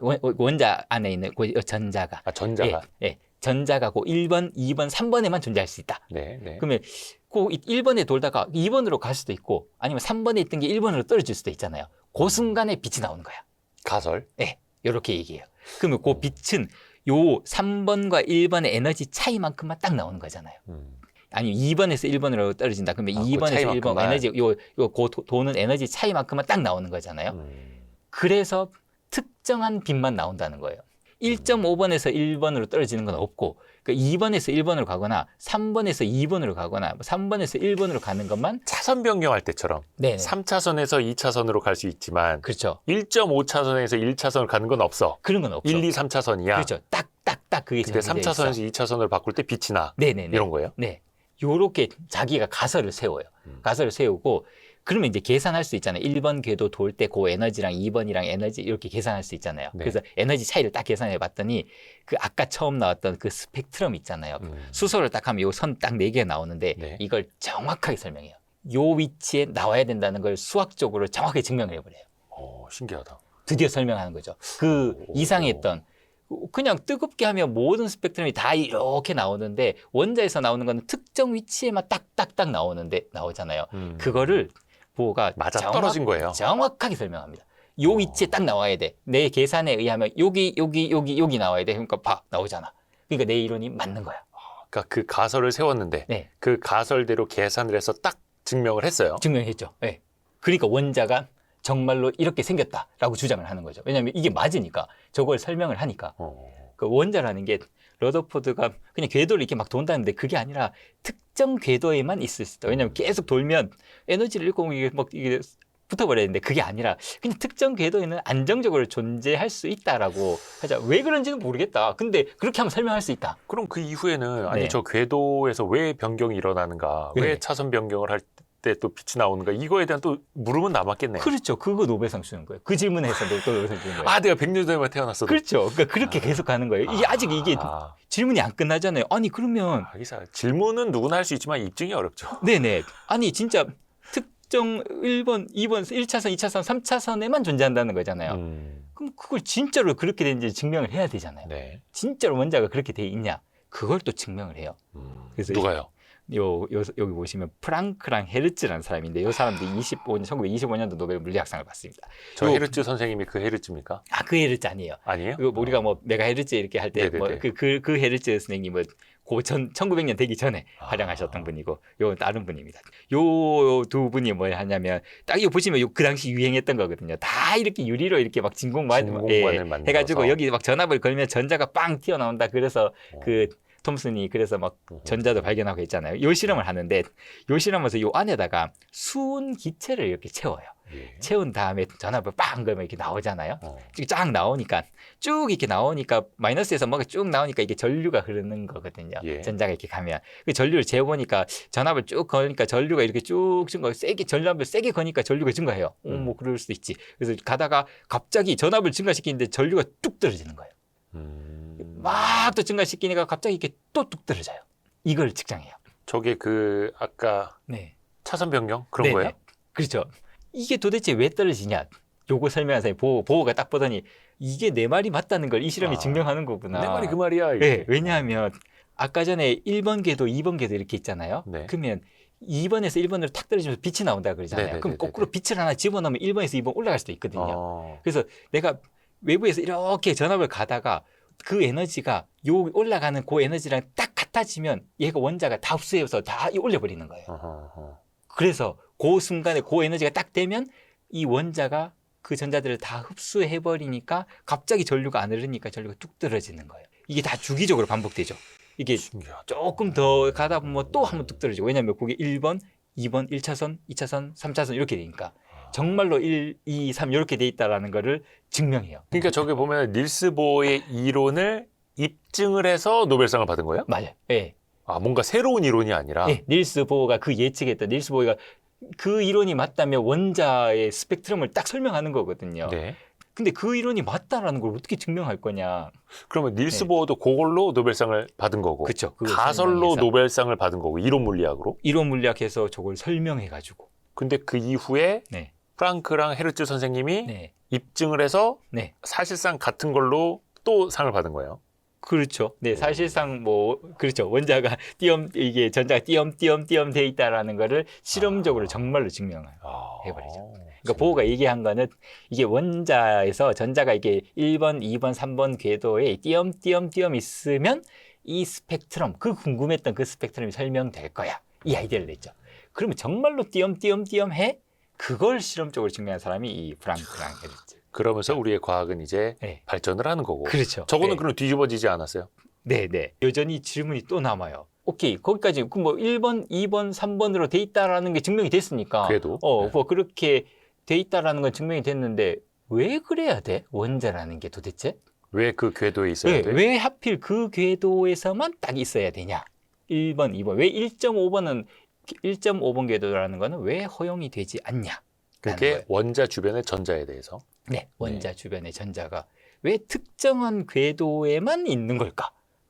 그러면 다 설명이 되고 특정한 궤도에 있다는 것도 증명이 됐는데 왜 그래야 되냐는 거죠. 왜? 이것도 분명히 원자나 전자한테 물어봐도 대답은 안 해주겠지만 다른 과학자가 대답을 했겠죠? 그렇죠. 이거 대답한 사람이 드브로이라는 사람이고 네. 이 사람이 또 이거 설명해서 또 노벨상 받습니다. 물질파요? 네. 이 사람이 무슨 얘기를 하냐면 네. 그게 왜 1번, 2번, 3번에만 전자가 존재할 수 있냐면 내가 자세히 봤더니 그게 전자가 알갱이가 아니라 파동이라서 그런 것 같아. 이 저 때 나온 말이에요? 예, 이 사람이 이 얘기를 합니다. 전자가 알갱이가 아니라 파동이라서. 그러니까 왜냐하면 그 밀리컨이라는 사람이 그 알갱이의 전하량을 다 재놨거든요, 이미. 네. 이거 알갱이다라고요. 그 톰슨이 알갱이 튀어나오는 거야. 그래서 그 크기가 얼마야 다 얘기했거든요. 마치 근데, 구슬인 것처럼. 네, 구슬처럼 이렇게 다 설명해놨는데 이 드브로이가 아닌 것 같아. 전자는 파동인 것 같아. 이렇게 사실 얘기합니다. 저게 양자 물리 이야기할 때도 사실 잘 이해가 안 되는 부분이기는 해요. 우리는 네네네. 뭐든지 뭔가 동그랄 것 같고, 네, 그러니까 뭐 뭔가 물질이 있을 것 같고 하는데 그렇죠. 저게 파동이라고 하면 사실 잘 이해하기 어렵죠. 그렇죠. 근데 네. 저게 1929년 노벨상을 받으신 그거예요. 네네네. 당신은 더 이해가 안 되지 않았을까? 그렇죠. 그러니까 당연히 엄청 이게 뭐야? 말도 안 된다, 말도 안 된다 이렇게 얘기하죠. 근데 이 사람이 그렇게 주장한 이유는 그거였어요. 이게 왜 그러냐면 왜 1번, 2번, 3번에만 존재할 수 있냐 하면 이게 전자라는 게 파동이라고 생각해 보자. 출렁출렁 하면서 주변을 이렇게 돈다라고 생각을 해보자. 그러면 한 바퀴 돌았을 때 이렇게 아구가 딱 맞는 애들이 있을 거고 한 바퀴 돌았는데 아구가 안 맞을 맞을 수 때. 있잖아요. 예. 안 맞으면 계속 돌거든요. 이렇게 계속 돌면 아구가 딱 맞으면 얘는 그냥 계속 이렇게 돌겠지만 아구가 안 맞으면 이게 갑자기 내려갔다 올라갔다 막 섞이게 되거든요. 근데 이게 파동이라고 하는 거는 합쳐질 수가 있잖아요. 그런 걸 이제 중첩이라고 얘기하죠. 네네네. 그래서 파동은 올라가는 것과 내려가는 거 합쳐버리면 없어지거든요. 그게 우리가 맨날 쓰고 있는 그 노이즈 캔슬링 이어폰의 원리거든요. 소리가 이렇게 들어오면 그거 그냥 반대로 만들어서 다 없애버리는 맞아요, 거거든요. 맞아요. 파동은 없앨 수 있거든요. 파동이는 그렇게 없어지는 거야. 그래서 이 사람이 얘기를 한 게 이 아구가 딱 안 맞아. 한 바퀴 돌았을 때 아구가 안 맞으면 걔네들 계속 돌다 보면 어떤 데 올라가고 어떤 데 내려가고 그거 다 없어지니까 네. 그런 건 존재할 수가 없어. 존재할 수 있는 거는 아구가 딱 맞는 거. 그러니까 한 바퀴 돌았을 때 아구가 딱 맞는 한 번 출렁한 거, 두 번 출렁한 거, 세 번 출렁한 거 이런 것만 살아남아. 그래서 저렇게 출렁이면서 원자 주변을 돌고 있다. 그렇죠. 그렇게 얘기를 해요. 저것도 가설이에요. 가설이죠. 당시에 네. 뭔가 그 관찰을 한 게 아니라. 네네네. 드브로이 저 선생님도 저렇게 해서 노벨상 받으신 거예요? 가설로? 그렇죠. 왜냐하면 요렇게 하면 네. 그걸 설명할 수 있잖아요. 보호가 1번, 2번, 3번 이렇게 특정 궤도에만 전자가 있다라고 했고 그게 프랑크 헤르츠 실험하니까 정말로 그렇게 돼 있다는 걸 증명을 했는데 왜 그렇게 돼야 되느냐? 저 그림 좀 다시 한번 넣어주시겠어요? 네. 저 모양대로 그럼 그게 네. 가는 게 맞느냐라고 또 누가 딴지를 걸었겠죠? 또 그렇죠. 그러면 자 파동이면 자 이제 보호 그걸 설명할 수 있어요. 그래서 노벨상 받았죠. 그러면 그러면 진짜 파동 맞아? 정말로 출렁출렁하면서 가는 게 맞아? 라는 질문을 하잖아요. 네네. 그렇죠. 그걸 또 증명을 해요. 이 데이비슨 거머라는 사람이랑 이 조지 페지 톰슨. 이 톰슨이라는 사람은 아까 그 전자를 발견한 톰슨, 전자가 빵 튀어나오는 거. 예. 그거 발견한 사람의 아들이에요. 그 사람 아들이 이 사람들이 무슨 실험을 하냐면 이게 파동이라고 하면 이런 일이 발생을 해야 돼요. 알갱이라고 하면 이 구멍 2개 뚫어 놓으면 그냥 쿵쿵쿵 이렇게 가지만 예. 이게 파동이라고 하면 이게 출렁출렁출렁 하면서 가서 이런 패턴이 생기거든요. 이런 거 이제 파동 간섭이라고 하고 네. 집에서 보통 레이저 포인터를 쏴가지고 그 뭐 머리카락 하나 두고 레이저 포인터 쏘면 이런 패턴이 생겨요. 밝았다 어두웠다 밝았다 어두웠다 밝았다 어두웠다 이런 게 생기거든요. 이런 거는 파동이기 때문에 생기는 거예요. 머리카락을 어떻게 90도 각도로 아니면 머리카락 네. 쭉 일직선으로 펼쳐서요? 뭐든 상관없습니다. 그 레이저 포인터, 잠깐만, 네네네네. 레이저 포인터 하나 있으면 지금 해보시면 됩니다. 어. 명암도 좋아요. 그러니까 아주 가는 거 있잖아요. 예. 거기다가 레이저 포인터를 이렇게 쏘아요. 이렇게 가는 그러니까 거다가. 레이저 포인트가 이거면 네네. 옆으로 이렇게 쏘라는 거예요? 예, 쏴요. 아주 가는 거. 그래서 머리카락 하나 놔도 되고, 진짜 이거 얇은 명암을 놔도 되고, 이렇게 쏘면 그렇죠. 쏘면 반대편의 벽에 이 이렇게 밝았다 어두웠다 밝았다 어두웠다 그런 무늬가 나와요. 빛이 파동이기 때문에 그렇게 되거든요. 아하. 네. 파동이라서 그렇다. 그러면 저게 파동. 예. 네, 파동이면 이런 일이 나와요. 알갱이라고 하면 절대 이룰 수가 없어요. 알갱이를 쏘면 요 그림에서 막히겠죠. 보시는 것처럼 하나만 들어가고. 네, 구멍 두 개를 이렇게 뚫었잖아요. 그러면 네. 알갱이를 쏘면 이렇게 뿡 이렇게 지나가고 그냥 지나가겠죠. 그러면 여기 뒤에 스크린 넣는다 그래도 그냥 두 군데서 그냥 뚝뚝 탕탕. 나올 거예요. 근데 파동을 넣어버리면 이렇게 이렇게 패턴이 생겨가지고 반대쪽 스크린에 밝고 어둡고 이런 게 막 생겨요. 저거는 당연히 관찰을 해서 입증을 한 거죠. 그렇죠. 파동이라면 이렇게 된다. 뭐 물결을 하든 뭐 빛을 하든 이렇게 된다는 게 알려져 있었거든요. 네네. 그래서 이 사람들이 뭘 했냐면 전자를 쐈어요. 예. 전자를 쐈더니 저거랑 똑같은 패턴이 나왔다는 거예요. 아. 밝았다 어두웠다 밝았다 어두웠다 밝았다 어두운 게 나왔어요. 아하. 봐라. 파동 맞잖아. 알갱이 아니야. 전자는 파동이야. 드브로이가 파동이기 때문에 1번, 2번, 3번 궤도에만 존재한다고 얘기했거든요. 네, 아구가 네, 딱 네. 맞는 거. 그럼 진짜 파동 맞냐? 봐라. 파동 맞잖아. 드브로이가 예. 가설을 세우고 저 거머와 데이비슨 또 네. 톰슨이 네. 이제 거의 대를 이어서 그렇죠. 그걸 입증을 네. 한 거예요. 네네. 그래서 아빠 톰슨은 전자가 이게 막 원자에 튀어나온 알갱이다라는 거 증명해가지고 노벨상 받고 아들 톰슨은 그거 자세히 봤더니 야 그거 파동이야. 파동이야. 라는 거를 증명해서 또 노벨상을 받았어요. 그러니까 아버지가 100% 정확했던 건 아니지만 그렇죠. 당시에는 그게 노벨상을 받을 수 있는 이론이었고 그렇죠. 예. 이후에는 또 아들이 그걸 새로운 걸로 입증을 해서 또 노벨상을 받고 네. 그러니까 계속해서 파고 들어가는 거예요. 그래서 이게 원자가 너무 궁금하니까 이게 결국은 시작이 뭐였냐면 원자에서 나오는 빛은 도대체 왜 이렇게 나와? 그게 이제 궁금해서 계속 원자가 뭐야? 그래서 파고 들었더니 전자가 나오고 원자 핵이 나오고 그러면 전자는 도대체 어떻게 있어야 돼? 그래서 특정 궤도에만 있어야 돼. 그런 걸 증명을 하고 알고 보니 이게 파동이다라는 것까지 가는 거죠. 와. 네. 파동 이것도 네네. 사실 이제 신기한데 40-50분 정도 녹화한 지 지났거든요. 잠깐만요. 이제 원자와 전자의 파동까지 왔습니다. 아직 한 그러면 90년 남았어요. 4, 50분 했다고요?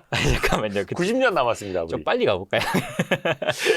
야, 야, 또 어디까지 이어져요? 네. 그러면 예. 예, 파동 나왔잖아요. 파동이라는 게 증명됐잖아요. 네. 그러면 이제 방정식을 하나 만들어야 되죠. 세상이 파동으로 이 원자가 결국 파동이구나. 세상이 파동으로 돼 있구나. 그러면 이 파동으로 세상을 설명할 수 있는 뭐 법칙을 만들어야 되잖아요. 네네네. 그래서 그 슈레딩거라는 사람이 음. 그 유명한 파동 방정식을 만듭니다. 지금도 그 슈레딩거의 고양이 그분이에요? 그렇죠. 네, 슈레딩거 고양이 얘기한 그분입니다. 네. 네. 그 얘기도 좀 뒤에 있는데요. 그래서 이분이 이 물리학과 학생들이라면 아주 치를 떨. 아, 저건 뭐 봐도 모르겠네. 예, 이거 그냥 이런 약간 방정식입니다. 글자요, 글자. F는 ma 이거는 들어보셨죠? F는 ma. 그 뭐 뉴턴이 얘기했다는 힘을 주면 뭐 가속한다. F는 ma. 네네네네. 그래서 그게 뉴턴이 얘기한 법칙이고, 그래서 뭐 맥스웰의 법칙 그리고 이 그 슈레딩거의 파동 방정식 이게 이제 물리학의 근간을 이루는 법칙 중에 하나입니다. 그래서 세상이 파동으로 이루어져 있다고 하니까 그걸 설명할 수 있는 방정식을 만들자. 그래서 이 사람이 만들었어요. 그래서 지금도 이 방정식으로 모든 문제를 다 풉니다.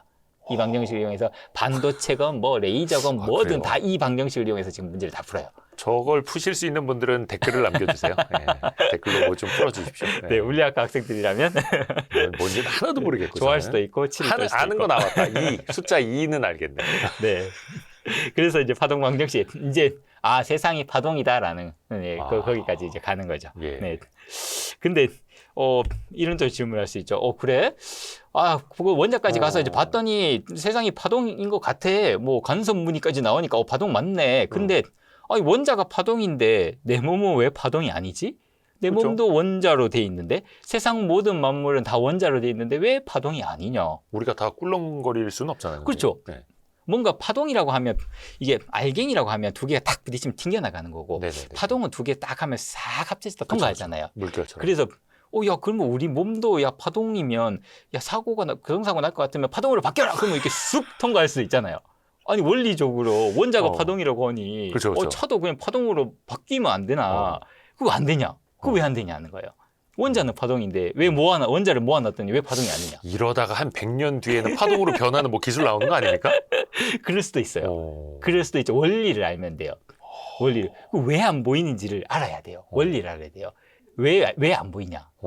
왜 안 보이냐 하면 원자 파동 맞거든요. 예. 세상은 파동이 맞아요. 예. 근데 파동이 맞는데 파동으로 보이려면요. 원자 한 개만 있는 게 아니잖아요. 예. 여러 개가 있는데 얘네들의 결이 다 맞아야 돼요. 파동이라는 건 출렁출렁 하는 거잖아요. 이 결이 딱 맞으면 돼요. 결이 맞으면 네. 어떻게 된다고요? 결이 맞으면 파동처럼 보여요. 보인다는 거. 네네네. 그때서야. 예, 예. 그 우리 몸에 있는 원자도 이 원자 엄청 많잖아요. 지금 내 몸에 원자가요. 네네네. 이 원자들이 결이 딱 맞으면 이게 원자가 이게 출렁출렁 뭐 파동이 있을 텐데 네. 얘들이 결이 쫙 맞으면 내 몸 파동으로 바뀌어요. 투명 인간. 그걸 투명 인간이라고 얘기해야 될지 모르겠는데 파동의 성질이 보여요. 아, 파동의 성질이 보인다고요? 예, 예. 파동으로 아, 나 보이는 왜 성질. 들었는데 못 들은 것 같지? 네. 아니 그러니까 둘이 만나면 통과해버리는. 그러니까 결이 완전히 맞으면. 결이 맞으면. 왜 우리가 사람들 만날 때, 어유 김갑진 교수님, 저랑 결이 맞는 분이시네요. 막 이런 네네. 얘기하면은 네네. 안 보이는 거예요. 예, 그래서 이 양자역학을 이용하는 그 사이비가 많습니다. 왜냐하면 이렇게 얘기하면 결이 맞아야 되면 그래 그래서 텔레파시가 맞아야 돼 이런 거 얘기하기 시작하면 이제 약간의 사이비로 빠질 수 있습니다. 우리 둘이 생각이 통할 수 있다. 네네. 결이 맞는 이런 사람이니까. 것도 다 양자역학이야 이렇게 이제 생각하기 시작하면 약간 이제 사이비로 빠질 수 있는데 양자역학에서 얘기하는 거는 그런 거는 아니고요. 근데 그거는 네네. 이론이에요? 또 입증이 된 거예요? 입증 요건 당연히 입증이 다된 입증이 거예요? 됐으니까 지금 이제 얘기를 하는 겁니다. 네. 좋습니다. 그러면 결을 맞추면 진짜로 보여야 되잖아요. 그럼 그걸 또 보여야지 증명이 그렇죠? 되잖아요. 예. 그걸 또 보인 사람들이 있어요. 자, 그러면 결을 진짜 딱 맞춰보자. 진짜로 그러면 얘가 보이냐? 파동처럼 이렇게 행동하냐? 그래서 요 세 분 타운스, 바소프, 호로프라는 네. 분이 이 레이저의 원리를 제안을 합니다. 레이저. 지금 레이저 누구나 다 쓰잖아요. 흔하죠. 뭐 네. 레이저 포인트 이런 거 다 쓰잖아요. 네네네. 이 레이저 포인트의 원리가 완벽히 양자역학이거든요. 왜냐하면 그래요? 빛이라고 하는 거는 우리가 뭐 이렇게 뭐 전등이나 이렇게 뭐 백열전구 뭐 이렇게 빛이라고 하는 거는 여러 파장이 다 섞여 있거든요. 근데 네. 레이저라고 하는 거는 딱 쏘면 빨간색만 나오거나 초록색만 나와요. 그게 레이저예요. 내가 레이저를 쐈는데 무지개 빛깔 나오는 레이저 이런 건 있을 수가 없어요. 노란색을 본 적은 없고. 네, 한 가지 색깔만 나와요. 예. 왜냐하면 빛이라는 게 이게 파장이 있잖아요. 예. 파란색, 뭐 초록색, 뭐 노란색, 빨간색 파장이 있잖아요. 예. 그 파장이 결을 딱 맞춘 거예요. 그게 레이저예요. 하기서 레이저 포인터 빨간색이랑 초록색은 봤거든요. 네. 다른 색은 없다는 거, 있을 수도 없는 거예요? 그러니까 여러 개 색깔이 나오는 거는 만들 수가 없어요. 원리적으로. 다른 색으로 조합은 할 수 있지만. 네네네. 빨간색이라는 거는 이렇게 출렁출렁할 때 이 파장이 다른 거잖아요. 빨간색이랑 파란색은 이 파장이 다른 다르죠. 거잖아요. 예. 파랑이 다른 거는 합쳐봐야 결을 못 맞추잖아요. 네네네. 그래서 결을 여러 개 있는 거 결을 딱 맞추려면 똑같은 파장만 다 모아서 결을 딱 맞추는 거거든요. 빨간색끼리만 다 모여. 예, 다 모여 이렇게 해가지고 빨간색이 쫙 나오는 거예요. 그게 빨간색 레이저예요. 초록색 다 모여 그래서 초록색 딱 이렇게 나오는 그게 초록색 레이저거든요. 결을 딱 맞춘 거예요. 완벽히 양자역학적으로. 그러면 그 안에 빨간색 뭡니까? 원자 입자끼리만? 네네. 그래서 그 빨간색을 입자라고 하기는 그렇고 그 빨간색 어떻게 만드냐면 이렇게 만들어요. 아까 보어가 어떻게 얘기했냐면 네. 이렇게 얘기했어요. 원자가 있는데 주변에 특정한 궤도에만 전자가 있다. 1번 궤도, 2번 궤도. 네네네네네네. 그러면 빛은 2번에서 1번으로 탁 갈 때 그때 빛이 나오는 거예요. 네네, 맞아요. 이렇게 얘기했어요. 네. 그러면 2번에서 1번으로 갈 때 빛이 이렇게 딱 나오는 거니까 그때 나오는 빛이 빨간색이 나올 수도 있고 뭐 파란색이 나올 수도 있잖아요. 그걸 이용을 하는 거예요. 그래서 이 전자들을 다 2번 궤도에 다 보낸 다음에 1번으로 딱 떨어뜨리는 거예요. 그러면 그 에너지 빨간빛만 계속 나오니까 나오는 레이저 포인트가 되고. 그렇게 만드는 거예요. 물론 레이저 포인터 네. 요즘엔 뭐 문방구에서도 팔고 하는데 네. 문방구 사장님이나 그 만드시는 분들이 타운스, 바소프, 호로프를 다 기억은 못 하시겠지만. 그렇죠. 그러니까 그 원리를 처음 얘기한 사람들. 그걸로 노벨 물리학상을 받습니다. 레이저는 신기하다. 사실 대단해요. 그 있잖아요. 그 달까지 거리 어떻게 재는 줄 아세요? 달까지의 거리. 지금 여기 달 있잖아요. 저기 예. 저 달까지의 거리를 어떻게 잴까? 지금 그 인간이 달까지 거리를 거의 1cm 오차도 안 나게 재실 수 있거든요. 정확하게 잴 수 있어요. 그 줄자를 감아서 하는 건 아닐 테고. 달까지. 빛을 쏴서 예. 그 닿는 시간 예. 계산하고 뭐 그 이런 빛을 쏴서 근데 닿는 시간을 알려면 예. 거기 언제 도착한지를 알아야 되잖아요. 그쵸. 예. 그래서 어떻게 하냐면 거기다가 그 아폴로 이제 우주선 있잖아요. 예. 그 달에 간 거 사람들이 뭐 그거 조작이다 뭐 이렇게 얘기 많은데 그때 미션 중에 하나가 뭐냐면 거기에 거울 놓고 오는 게 미션이었어요. 그래서 그 거울에다가 지금 빛을 쏴요. 네. 그래서 막금 거울이니까 맞고 오잖아요. 예. 그걸 재요. 시간을. 지금 달에도 지금도 거울이 있어요? 네, 그래서 그렇게 재요. 거리를. 근데 그 빛을 그냥 아무 빛을 쏘는 게 아니라 레이저를 쏴요. 레이저는 달까지 갈 수 있어요. 엄청난 거죠. 그 고출력 레이저로. 네네네. 우리 레이저 포인터로는 못 가죠. 아, 그걸로는 네, 뭐 공기에 이렇게 막 이렇게 안 입자들이 되니까. 있으니까 고출력을 해서 이렇게 쏴가지고 그걸로 지금도 딱 맞고 나오는 그 시간 여기 도착하는 시간 재면 빛의 속도를 알고 있으니까 대충 거리가 딱 나오잖아요. 그렇게 재요. 그러니까 레이저 그런 데 쓰이는 이거 거거든요. 신기하네. 네, 레이저는 혹은 뭐죠 병원 같은 데 가도 레이저로 막 이렇게 다 시술하고 하잖아요. 다 이 사람들의 업적인 거예요. 이 사람들이 그 레이저를 만들어냈거든요. 그럼 닐 암스트롱 선생님이 다녀오셔서 거기다가 거울은 놓고 온 거예요? 그러니까 암스트롱이 아니고 그 다음에 아, 여러 그 번 다음에, 갔잖아요. 다음에. 여러 번 갔잖아요. 예. 아. 그 다음에 가가지고 그게 미션이었어요. 거울 그러니까 놓고 오기. 사람이 간 건 그 한 번으로 끝나지 않았던가? 탐사선이 가서 네. 거울 갖다 놓고 한 거예요? 아니 사람은 계속 갔어요. 그런 거? 예, 예. 앞으로 그 암스트롱 이후에도 계속 몇 번 갔어요. 아, 예, 그 사람들이- 그러고 나서 중단돼. 사람들이 항상 1등만 기억하는 1등만 예, 기억하니까. 이런 세상이라. 네. 아. 그다음 계속 가가지고 막 별 실험 다 해요. 야 진짜 달에서 그런 거 있잖아요. 예전에 피사의 사건에서 갈릴레이가 뭐 깃털이랑 뭐 이게 공이랑 떨어뜨리면 동시에 볼링공이랑. 떨어지냐 뭐 네. 이런 거 있잖아요. 그런 실험도 다 했어요. 가가지고 달에 가가지고 야 이게 지구에서 떨어뜨리면 깃털은 천천히 떨어지잖아요. 네네. 달에서 진짜 떨어뜨렸더니 정말 비슷하게. 똑같이 딱 떨어지는 것도 오. 보고 예 그런 실험 다 했어요. 신기하네. 잠깐만, 다시 또 우리 입자로 돌아가서. 하여튼간 전자가 파장이라는 게 입증이 됐어요. 네네네. 그리고 레이저를 통해서 그거를 똑같이 맞췄을 때 그렇죠. 빛이 된다라는 것도 네. 입증이 됐고. 예, 질문은 자 원자도 그렇고 뭐 전자도 그렇고 다 파동이라는 거 증명이 됐는데 그걸 모아놓은 우리 몸은 왜 파동이 아니냐? 근데 왜 파동이 아니냐면 결이 안 맞아서 그런 그렇죠. 거야. 그래서 결을 맞추면 진짜 파동처럼 보여. 음. 이 결을 맞춘 게 레이저라는 거죠. 요건 이제 꽤 최근이죠. 97년, 2001년 이때니까요. 네. 이분들이 뭘 하냐면 자 그러면 원자들의 결을 딱 맞춰보자. 결을 딱 맞추면 진짜 파동처럼 보일까? 네, 그걸 한 거예요. 진짜 파동처럼 보일까? 그러면 보통 결이 깨진 이유가 뭐냐면 뜨거워서 그래요. 막 뜨거우면 이게 막 그 파동이 이게 결이 왔다 갔다 하니까 네. 결이 안 맞거든요. 그래서 아주 차갑게 식혀버리면 더 이상 안 떨 테니까 그럼 파동이 딱 유지가 될 테니까 그때는 딱 결이 맞을 수가 있어요. 그래서 온도를 아주 낮추면 양자역학이 보여요. 무슨 말이냐면 결을 딱 맞출 수 있다는 거죠. 그래서 네. 양자 컴퓨터는 엄청난 저온으로 유지해야 되고 그런 거예요? 네. 양자역학을 이용을 하는 거니까. 그걸 처음 이 사람들이 얘기해요. 그래서 요 위에 세 분, 스티븐 추랑 코엔 타누지, 필립스 이 세 분은 온도를 낮출 수 있는 방법을 알아냈어요. 원자를 딱 잡는 방법. 사실 그것도 레이저를 빵 때려서 빛으로 이렇게 원자를 딱 잡아버리거든요. 못 움직이게 잡으면 온도를 낮출 수 있거든요. 그렇게 낮췄더니 이 밑에 코넬, 위먼, 이 캐털리 이분들이 뭘 발견했냐면 요 영상 한번 보실래요? 네. 이분들이 요거를 증명했어요. 알갱이잖아요. 예. 알갱이들은 뭐 부딪히면 막 튕겨나갔겠죠. 당구공처럼. 예, 예, 예. 얘네들이 이렇게 막 있는데 이 상태에서 온도를 슬슬 낮추는 거예요. 낮춰요. 온도계에 보시면 온도를 이렇게 내려가요. 낮추죠. 온도를 슬슬 낮추면 얘들이 파동으로 바뀐다는 거예요. 양자역학이 보인다. 온도를 자꾸 낮추면 점점 진짜 알갱이인 줄 알았는데 둔해지고. 얘네들이 파동으로 이렇게 바뀐다. 어. 점점 얘들이 이렇게 느려지면서 파동으로 점점 바뀌는데 그럼 온도를 이렇게 막 낮추다가 이 온도를 극단적으로 낮추는 거예요. 네. 거의 못 움직일 정도로 극단적으로 온도를 이렇게 딱 낮추면 어떻게 되냐면 얘들이 파동이 결이 딱 맞아버린다. 오. 그래서 예. 뭔가가 된다는 거예요? 네, 양자역학이 맞다. 그러니까 결을 딱 맞추면 정말로 파동처럼 보인다라는 것을 증명했어요. 세상이 파동으로 이루어진 게 맞다. 우리가 파동처럼 안 보이는 이유는 결이 안 맞아서 그런 거야. 결을 맞추면 정말로 파동처럼 이렇게 딱 돼. 라는 거를 증명해서 노벨상을 받았어요. 아니 그러면 뒤집어서 여쭤보면 네.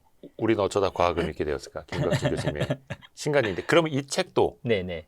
결이 다 맞기 때문에 종이라는 걸로 안정적으로 있는 거예요? 그렇게 설명을 해도 되나? 맞나? 아니요, 결이 안 맞아서. 결이 예. 안 맞아서. 아니 네네. 근데 결이 맞아야 보인다면서요? 결이 안 맞았으면 얘도 안 보여야 되는 거 아니에요? 보이는 게 아니고요. 결이 맞으면 파동처럼 보인다. 아, 파동처럼. 예, 예. 결이 맞으면 파동처럼. 네네네. 그러니까 얘가 결이 맞으면 예. 이게 종이가 아니라 종이가 아니라 이게 딱딱한 게 그러니까 두 개가 부딪혔을 때 통과해버리겠죠. 이렇게. 네네네. 이상하죠. 아니 뭔가 듣고는 있는데. 예. 예. 되게 이상하죠. 근데 그 파동도 사실 그렇게 설명하면 안 되는데 그것도 뒤에서 제가 요거는 이제 저를 비롯한 이제 문과생들을 위해서. 네네. 한 중학생들도 재미있게 들을 수 있게끔. 네네. 네. 그 여기까지 그러니까 결국은 본질을 계속 이제 들고 파고 드는 거죠. 그랬더니 제일 처음에 시작은 돌턴 세상은 원자로 돼 있고 원자라는 알갱이로 다 되어 있는 거야라는 거잖아요. 근데 네네네. 물리학자들이 파고 들어가 봤더니 이게 알갱이가 아니고 파동인 것 같아. 예. 세상은 파동으로 되어 있어. 이제 알겠습니다. 노벨 물리학상 받으려면 하여튼 입자만 드립다 파면 되는 거네요. 네네. 김관진 교수님도 입자를 드립다 이제 파는 걸로. 네네. 일단 전자, 원자, 알갱이 아니라 파동이라는 것까지는 이해가 되시죠? 예. 그게 증명이 됐으니까. 네. 그래서 간섭문 이런 게 나오니까요. 자, 파동이야. 그래서 그 드브레이가 뭐라고 얘기했냐면 원자 주변에 파동처럼 이렇게 출렁출렁 도는 거야. 이렇게 얘기를 했거든요. 그쵸. 근데 이게 그러면 잠깐만 이게 보통 파동이라고 하는 거는 뭔가 매질이 있어야 돼요. 무슨 말이냐면 파도가 치는 것도 파동이잖아요. 파도가 있으니까. 파도가 물이 있으니까. 물이 바닷물이 있으니까. 있으니까. 소리도 파동인데 이게 공기가 이렇게 진동을 그쵸, 하는 그쵸, 거잖아요. 그쵸. 예. 그러면 이게 원자는 도대체 뭐지? 그 파동이라는 건 도대체 뭐냐?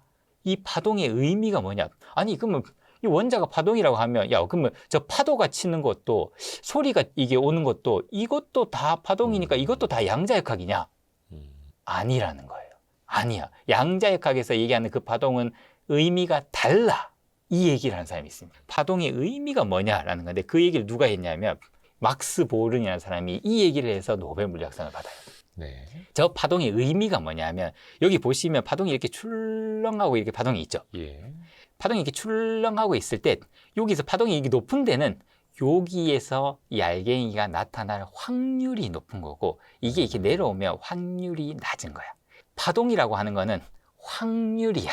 이렇게 얘기해요. 예. 자, 그러면 아까 원자를 보시면 원자 핵이 있고 주변에 전자가 뭐 이렇게 출렁출렁 하면서 제가 돈다고 얘기했잖아요. 그 네. 틀린 설명이에요. 그렇게 하면 안 되고 여기 출렁출렁 하면서 자, 꽃잎이 5장 아까 있었잖아요. 네, 네. 5장 있으면 어떻게 얘기해야 되냐면 그 5군데에 나타날 확률이 높은 거야. 아, 확률적으로. 확률이야. 세상은 확률이야. 양자역학에서 얘기하는 그 파동이라고 하는 거는 확률이야. 이렇게 얘기를 해요. 그거를 정립해서 이 사람이 노벨상을 받았어요. 그렇게 똑같이 항상 이렇게 꽃잎처럼 이렇게 왔다 갔다 하는 게 아니라 네네. 확률적으로. 네, 전자는 확률적으로 그 꽃잎 5장 이렇게 있으면 여기 있을 확률도 있고 여기 있을 확률도 있고 그냥 확률이야. 세상은. 근데 그게 또 계속 돌아다니고. 네네. 그게 확률적으로 결정돼. 근데 이거는 받아들이기가 되게 어려워요. 왜냐하면 파동이라고 하는 거 두 개는 합쳐질 수 있거든요. 네. 두 개가 딱 합쳐질 수 있잖아요. 네. 그러면 잘 생각해 보면 얘가 여기에 있을 전자가 여기 있을 확률도 있고 여기 있을 확률도 있는데 이 확률은 이게 파동인데 파동 두 개는 합쳐질 수 있잖아요. 예. 그럼 합쳐지면 무슨 말이지? 여기에 있을 수도 있고 여기에 있을 수도 있다는 거예요. 그러면서 이제 양자역학이 그렇죠. 설명이 돼요. 이게 이제 문제가 생기는 거예요. 저를 보시면 예를 들어서 제가 지금 앉아 있잖아요. 예. 앉아 있는 그 상태를 의미하는 거예요. 내가 앉아 있을 수도 있고 제가 이게 그냥 서 있을 수도 있잖아요. 네. 서 있을 확률도 있고 세상은 다 확률이야. 예. 그냥 네가 서 있을 확률도 있는 거고 앉아 있을 확률도 있는 거야. 근데 그게 파동이니까 파동 두 개는 합쳐질 수 있는 거야. 그러면 너는 서 있을 확률도 있고 앉아 있을 확률도 있어. 무슨 말이냐면 서 있는 사람과 앉아 있는 사람이 동시에 존재한다. 이렇게 얘기해야 돼. 확률적으로. 확률적으로. 이게 그때 언제 관찰하느냐에 네. 따라서요? 아니요. 그냥 관찰하기 전에는 그냥 두 개가 동시에 존재하는 거예요. 세상의 확률이니까. 그러면 서 있는 사람과 앉아 있는 사람이 어떻게 동시에 존재할 수 있어? 그러면 그거를 확인을 해야 과학이지. 네. 증명할 수 있어? 그러면 이제 양자역학 만든 사람이 이렇게 얘기해요. 아, 우리 몸은 원래 양자역학이 아니야. 이건 결이 다 깨져 있으니까. 그래서 원자를 보면 원자는 그게 맞아. 그래서 원자에 거기 뭐 1번 궤도에 있고 전자가 2번 궤도, 3번 궤도에 있다 그랬잖아요. 네, 네. 1번과 2번에 동시에 존재할 수 있어. 1번에 있을 확률도 있고 2번에 있을 확률도 있어. 그러면 그 증명할 수 있어. 그러면 못해. 이렇게 얘기해요. 왜 못하냐면 보는 순간, 관측하는 순간 하나가 깨지니까. 나타난다. 그 둘 중에 하나가 나타난다. 분명히 서 있는 사람과 앉아 있는 사람이 동시에 존재했는데 관측하는 순간 서 있는 사람이 딱 나타난다. 그러니까 저것처럼 서 있는 사람과 앉아 있는 사람이 동시에 존재할 수 있지만 네, 관측하는 순간 그게 하나가 되니 하나가 나타난다. 그러면은 그게 중첩이에요? 하나가 나타나는 게 중첩인 거예요? 아니면 두 개가 존재하는 게 두 개가 동시에 있는 것. 두 파동 개가? 두 개는 합쳐질 수 있거든요. 이렇게 출렁하는 거랑 여기 출렁하는 거랑 쭉 오면 두 개가 싹 합쳐질 수 있거든요. 네, 그게 중첩. 파동 두 개가 합쳐질 수 있으니까 이 파동도 있고 이 파동도 있고 동시에 있는 거잖아요. 네. 뭐 거기까지 문제가 없는데 근데 이 파동이라는 게 확률이라고 얘기를 해버리니까 그럼 이 확률과 이 확률이 동시에 존재하는 거 아니냐? 네. 그럼 서 있을 확률과 앉아 있을 확률이 동시에 존재하는 거 아니냐? 이 말이 되냐? 이거는 아니야. 그래서 엄청 반대하죠. 지금도 이거 못 믿는 사람 많습니다. 예. 네, 이거 절대로 못 믿겠다. 그래서 이거를 반대한 가장 대표적인 분이 그 아인슈타인이죠. 아인슈타인 절대로 이거는 말이 안 돼. 아인슈타인 끝까지 이걸 반대. 세상은 확률이 아니다. 신은 주사위를 던지지 않아. 그래서 아인슈타인이 그 말이 얘기하는 그때 나온 거예요? 예, 예. 확률로 세상을 설명하는 건 아니야. 야, 내가 저 달을 보지 않으면, 내가 딱 관측하지 않으면 저기 달이 없는 거냐? 내가 보는 순간 저기 나타나는 거냐? 말이 되는 소리라. 틀렸다. 그렇게 하면 안 된다. 그러니까 아인슈타인이랑 저랑 공통점이 있네요. 그건 다 이해를 못해서요. 예, 예. 또 한 명이 이걸 진짜로 반대한 사람이 있어요. 아까 그 파동 방정식을 세워서 네. 양자역학을 완성했다는 그 슈레딩거죠. 자기가 양자역학을 완성했거든요. 네. 파동으로 세상을 설명하는 이론을 자기가 만들었다고요. 네네네. 근데 그 파동의 의미가 확률이야라고 하는 순간 못 받아들이겠다. 이건 못 받아들인다. 그러면 안 된다. 근데 지금 그게 뭐 답이 나오긴 나온 거예요? 확률이라는 게?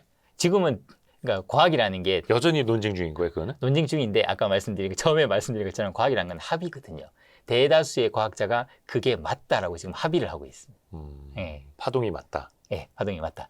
그래서 슈레딩거가 얘기한 게 그게 이제 고양이에요. 슈레딩거 고양이. 그러니까 슈레딩거 고양이는 저걸 이제 반박하기 위한 논리였던 거예요? 그렇죠. 예. 그 슈레딩거가 반박을 하려고 저 확률 아니야. 그래서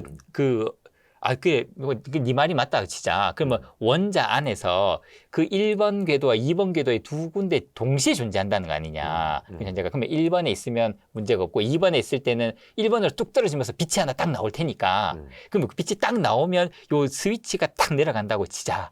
그러면 여기 1번과 2번에 그 두 개 동시에 존재한다는 건 스위치가 내려간 것과 내려가지 않은 게 동시에 존재한다는 거고 망치가 떨어지면 독약병이 깨지고 고양이가 죽을 텐데 그러면 이렇게 계속 가다 보면 살아있는 고양이와 죽어있는 고양이가 동시에 존재한다는 거 아니냐. 네 말이 맞다면. 그게 어떻게 말이 되냐.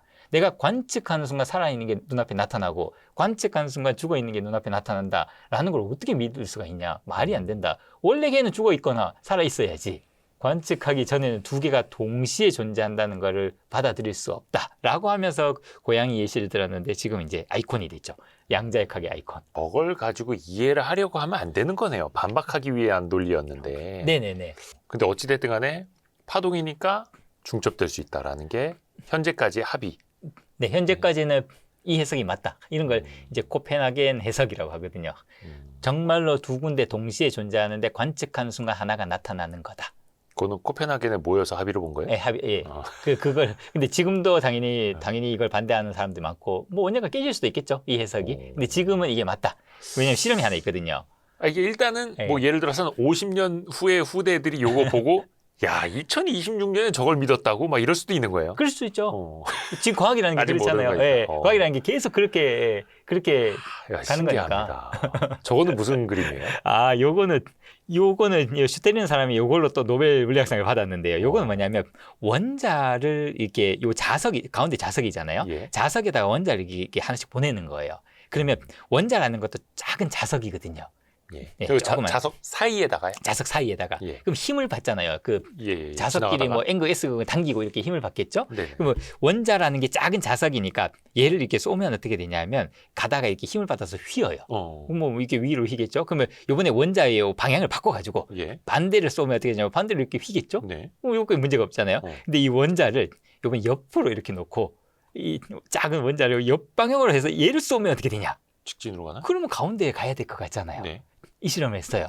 이 실험을 했더니 가운데서 아무것도 안 나왔어요. 여기 실험 결과. 어디로 갔어요? 가운데가 뻥 뚫려요. 안 나와요. 아무리 실험해도 어디가요? 가운데서 안 나와요. 죽었어요? 가다가? 그러니까 이거 어떻게 설명해야 되냐는 거죠. 예. 이거 어떻게 설명해야 되냐. 그래서 이걸 어떻게 설명하냐면 이렇게 설명해요. 이 옆으로 된 거. 옆으로 된 거는 사실 위와 아래가 50대 50의 확률로 동시에 존재하는 거다. 어디 가서도 관찰은 안 됐는데. 관측하는 순간 위가 나오거나 아래가 나오는 거야. 두 개가 동시에 존재하는 상황이고 관측하는 순간 이게 나오거나 이게 나오는 거야. 이렇게 얘기해요. 하여튼 조개 그 양자역학 네네네. 으로 인해서 네네네. 네, 어쨌든 요거는 양자역학이 맞다라는 걸 증명한 겁니다. 세상이 정말로 이게 띄엄띄엄 돼 있고 중간 상태가 없다. 1번, 2번 이렇게 돼 있고 그리고 그 중간 상태라는 건 사실 확률이 반반, 세상은 확률로 되어 있다라는 걸 증명한 겁니다. 근데 어찌됐든 간에 네. 저게 현재 버전으로 네. 저기까지 알고 있고 네네. 믿고 있고 네. 사실은 합의를 봤다라는 거예요. 합의를 봤죠. 네. 그러니까 이게 우리 김갑진 교수님의 신간 제목이 우리는 어쩌다 과학을 믿게 되었을까인데 그렇죠. 이 믿는다는 게 합의라는 거예요. 그렇죠. 근데 합의를 하는데 다른 분야도 합의는 하잖아요. 정치도 합의하고. 그죠? 나중에 근데 맨날 싸우잖아요. 맨날 뒤엎어. 근데 과학은 이렇게 합의를 하면 사람들이 굉장히 신뢰를 해요.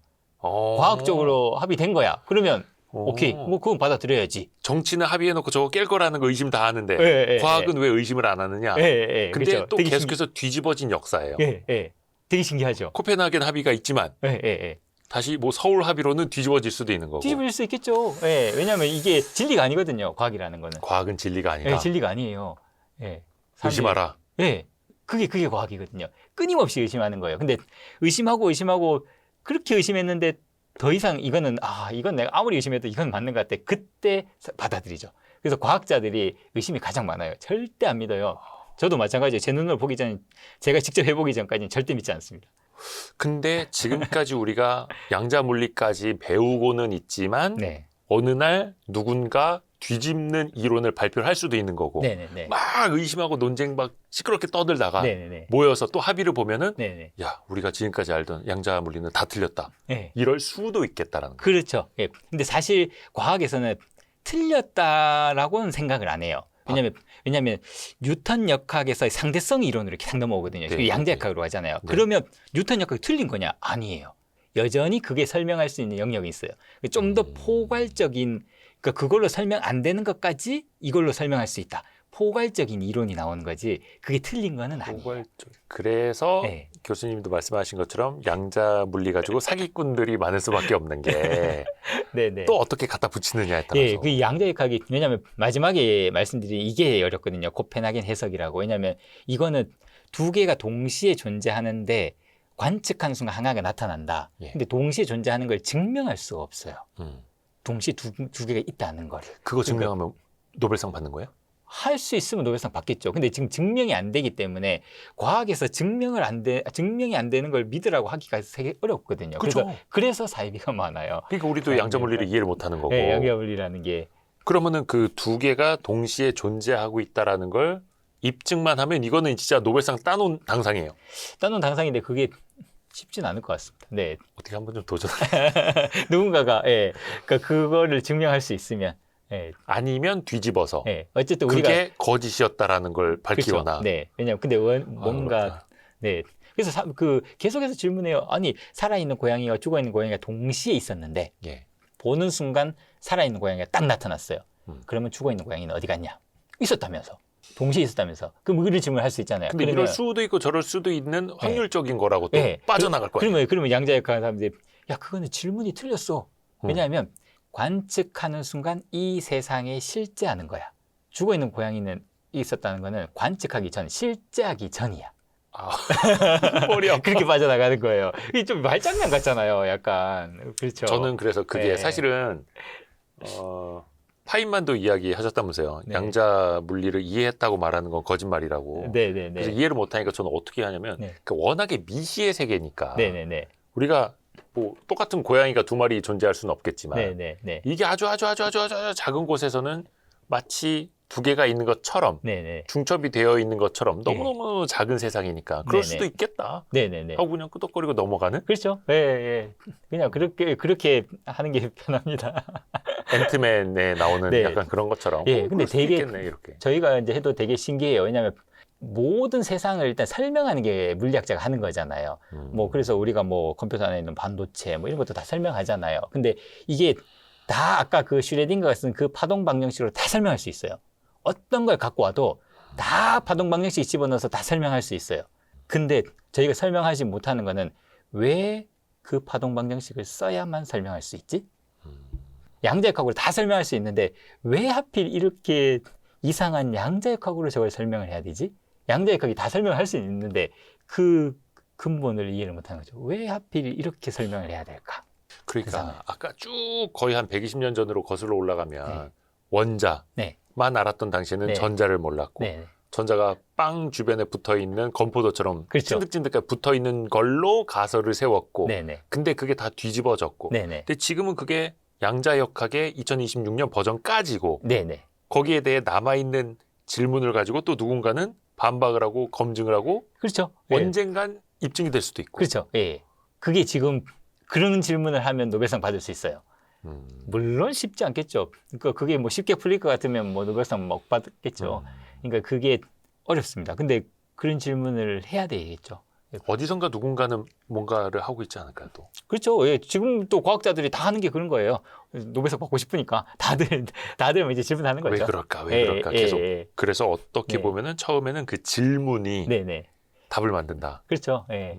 그래서 그래서 중요한 질문이라는 건 있어요. 예. 그러니까 뭔가 중요한 질문, 이제 세상을 설명하는 원리, 뭐 이런 중요한 질문을 해야죠. 예. 그거 어렵습니다. 쉽지 않습니다. 그걸 해결하기는. 근데 아니, 너무 네. 재밌네. 근데 그런 얘기도 있잖아요. 그 죽을 때 예. 그 책에도 있는 말인데 죽을 때 그 정원 깎던 잔디 깎던 일은 기억 안 날 거다. 어디 높은 산에 올라갔던 거 그런 거 기억날 거다. 그러니까 저 산을 올라가야 된다. 지금 그런 거 하고 있으면 안 된다. 죽을 때 기억해봐라. 산 올라갔던 그 기억이 남을 거다. 그러니까 높아서 정복하기 어려울지라도 저 산을 올라가야 된다. 그러니까 또 과학자들이 또 엄청난 발견을 해내는 그렇죠. 거고. 네네네. 그러니까 상징적으로 노벨상을 네. 주는 거고. 그렇죠. 네네네. 야, 우리나라에서도 이 노벨상이 나오길 바라면서 거의 1시간 20분 넘게 들었는데 와, 시간이 진짜 후딱 갔습니다. 그렇죠. 아, 오늘 이제 시작인데. 준비하신 거에 이제 시작인데 컴퓨터 얘기해야 되는데. 10분의 1 하셨어요. 10분의 1. 너무 재밌다. 컴퓨터 얘기해야 되는데. 저거는 시간이 몇 분짜리입니까? 컴퓨터 얘기는. 요거는 뭐 하기 나름입니다. 네. 예. 3시간 할 수도 있고 30분에 끝낼 수도 있습니다. 30분에 딱 끝내고 30분 30분 버전. 30분 다 하시죠. 30분 버전. 예. 좋습니다. 여기서부터는 제가 서울에 또 오기 힘들어서 온 김에 30분. 너무 감사합니다. 네네. 자, 우리는 어쩌다 과학을 믿게 되었을까? 여기에 저것도 나와요? 네네네. 오. 여기에 5가지 질문이 나오거든요. 아주 컴퓨터 큰 질문. 가지고 네네. 저것도 노벨상 받은 거예요? 예, 지금 이제 우리가 쓰는 컴퓨터 있잖아요. 네네네. 이거 하나 개발하는 사람들 이제 노벨상을 막 받습니다. 네. 예. 그럼 지금 양자 컴퓨터라는 거 막 나오잖아요. 예. 그것도 노벨상 받겠죠. 앞으로 계속 그렇죠, 계속해서 그렇죠. 나올 겁니다. 양자 컴퓨터. 네, 그러니까 그런 거 하다 보면 이제 노벨상 받을 수 있다. 뭐 저- 그런 메시지를 주겠죠. 어떤 질문부터 시작하는 거예요? 그러면? 이거예요. 전기라는 거를 제어할 수 있냐.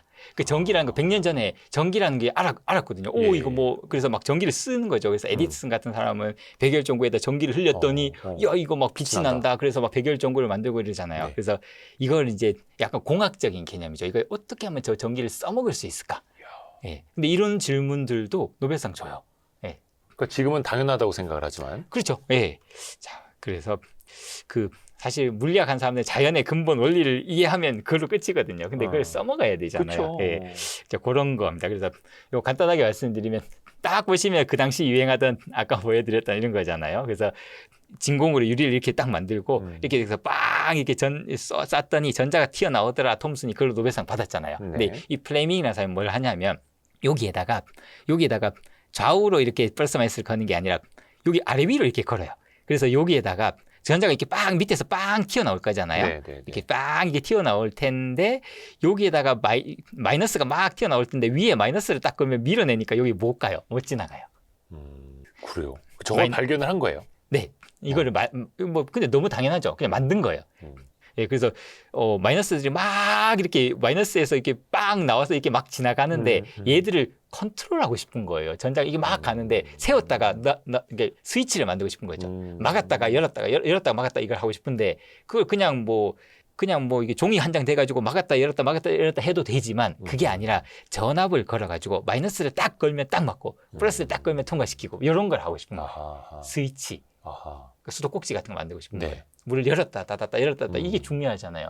전기에도 스위치가 중요하거든요. 예. 껐다 켰다 이걸 예. 해야 되니까 이 사람이 처음 그걸 해요. 그래서 이게 진공관이라고 해서 이게 옛날 녹슨 전축 같은 거 보면 그 진공관이 다 돼 그쵸. 있거든요. 예. 이 사람이 그걸 시작을 해요. 이걸 해서 이게 결국 하나예요. 이게 역할이 딱 두 개인데요. 스위치, 껐다 켰다 하는 거 하나랑 네. 증폭하는 거 하나랑 신호를 증폭하는 거.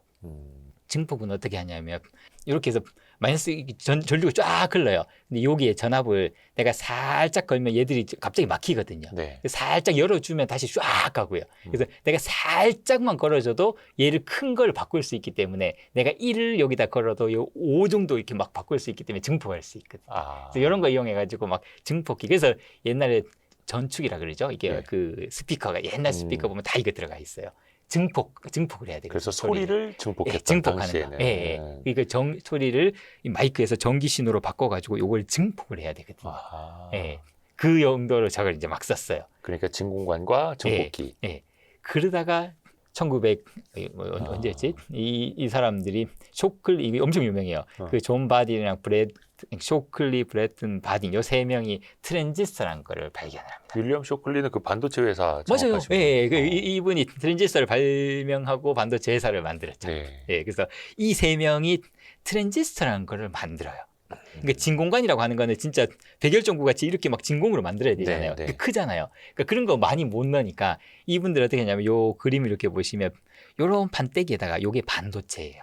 반도체는 이제 전기가 잘 통하는 게 도체고 안 통하는 게 부도체고 중간쯤 통하는 게 네. 반도체잖아요. 그래서 흘렸다 여기에다가 탐침을 양쪽에 이렇게 딱 꽂아요. 딱 꽂아서 요거 딱 제어를 하면 전압을 걸면 흘렸다 안 흘렸다 스위치를 만든 거예요. 아하. 요게 반도체로 만든 스위치. 네, 그게 트랜지스터예요. 그쵸. 반도체로 만든 스위치. 저 전에 진공관 컴퓨터라는 게 있었잖아요. 집체만한 거. 예, 예. 그게 저 반도체가 없던 시절에 뭔가 자꾸 0과 1 스위치를 껐다 켰다 해서 계산을 하고 싶은데 그렇죠. 반도체가 없으니까 진공관으로 컴퓨터를 만들었던 거고. 그렇죠. 네. 그 영과 이후에 일을 이용해서. 저런 트랜지스터 시대가 되면서 본격적인 컴퓨터 시대가 이제 출발하는 그렇죠. 거예요. 네네. 0과 1로 계산을 하는 거고 처음에는 진공관을 했죠. 그게 1세대 컴퓨터입니다. 진공관 막 꽂아서. 근데 그거 뭐 꽂아봐야 몇 개 못 꽂잖아요. 그래서 트랜지스터를 발명을 하는 거죠. 아하.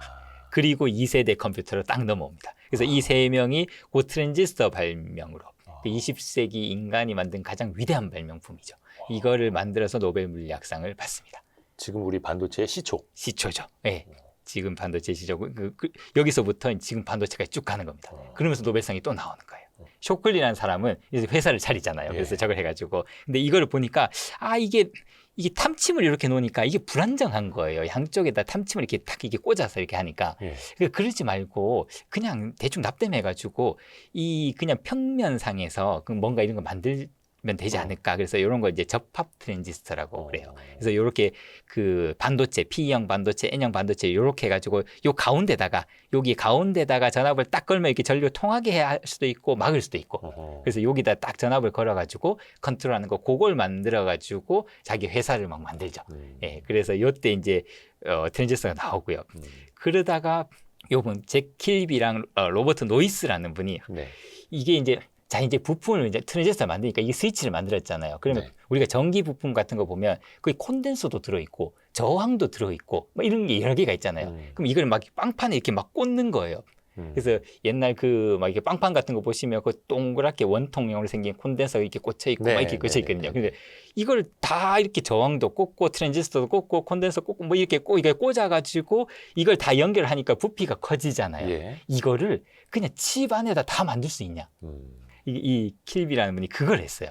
칩 안에서 그 캐패시터죠. 컨덴서라고 하는. 그 캐패시터를 집어넣고 뭐 이 저항도 집어넣고 트랜지스터 집어넣고 칩 안에다 처음에 이렇게 생겼어요. 되게 무식하게 생겼죠.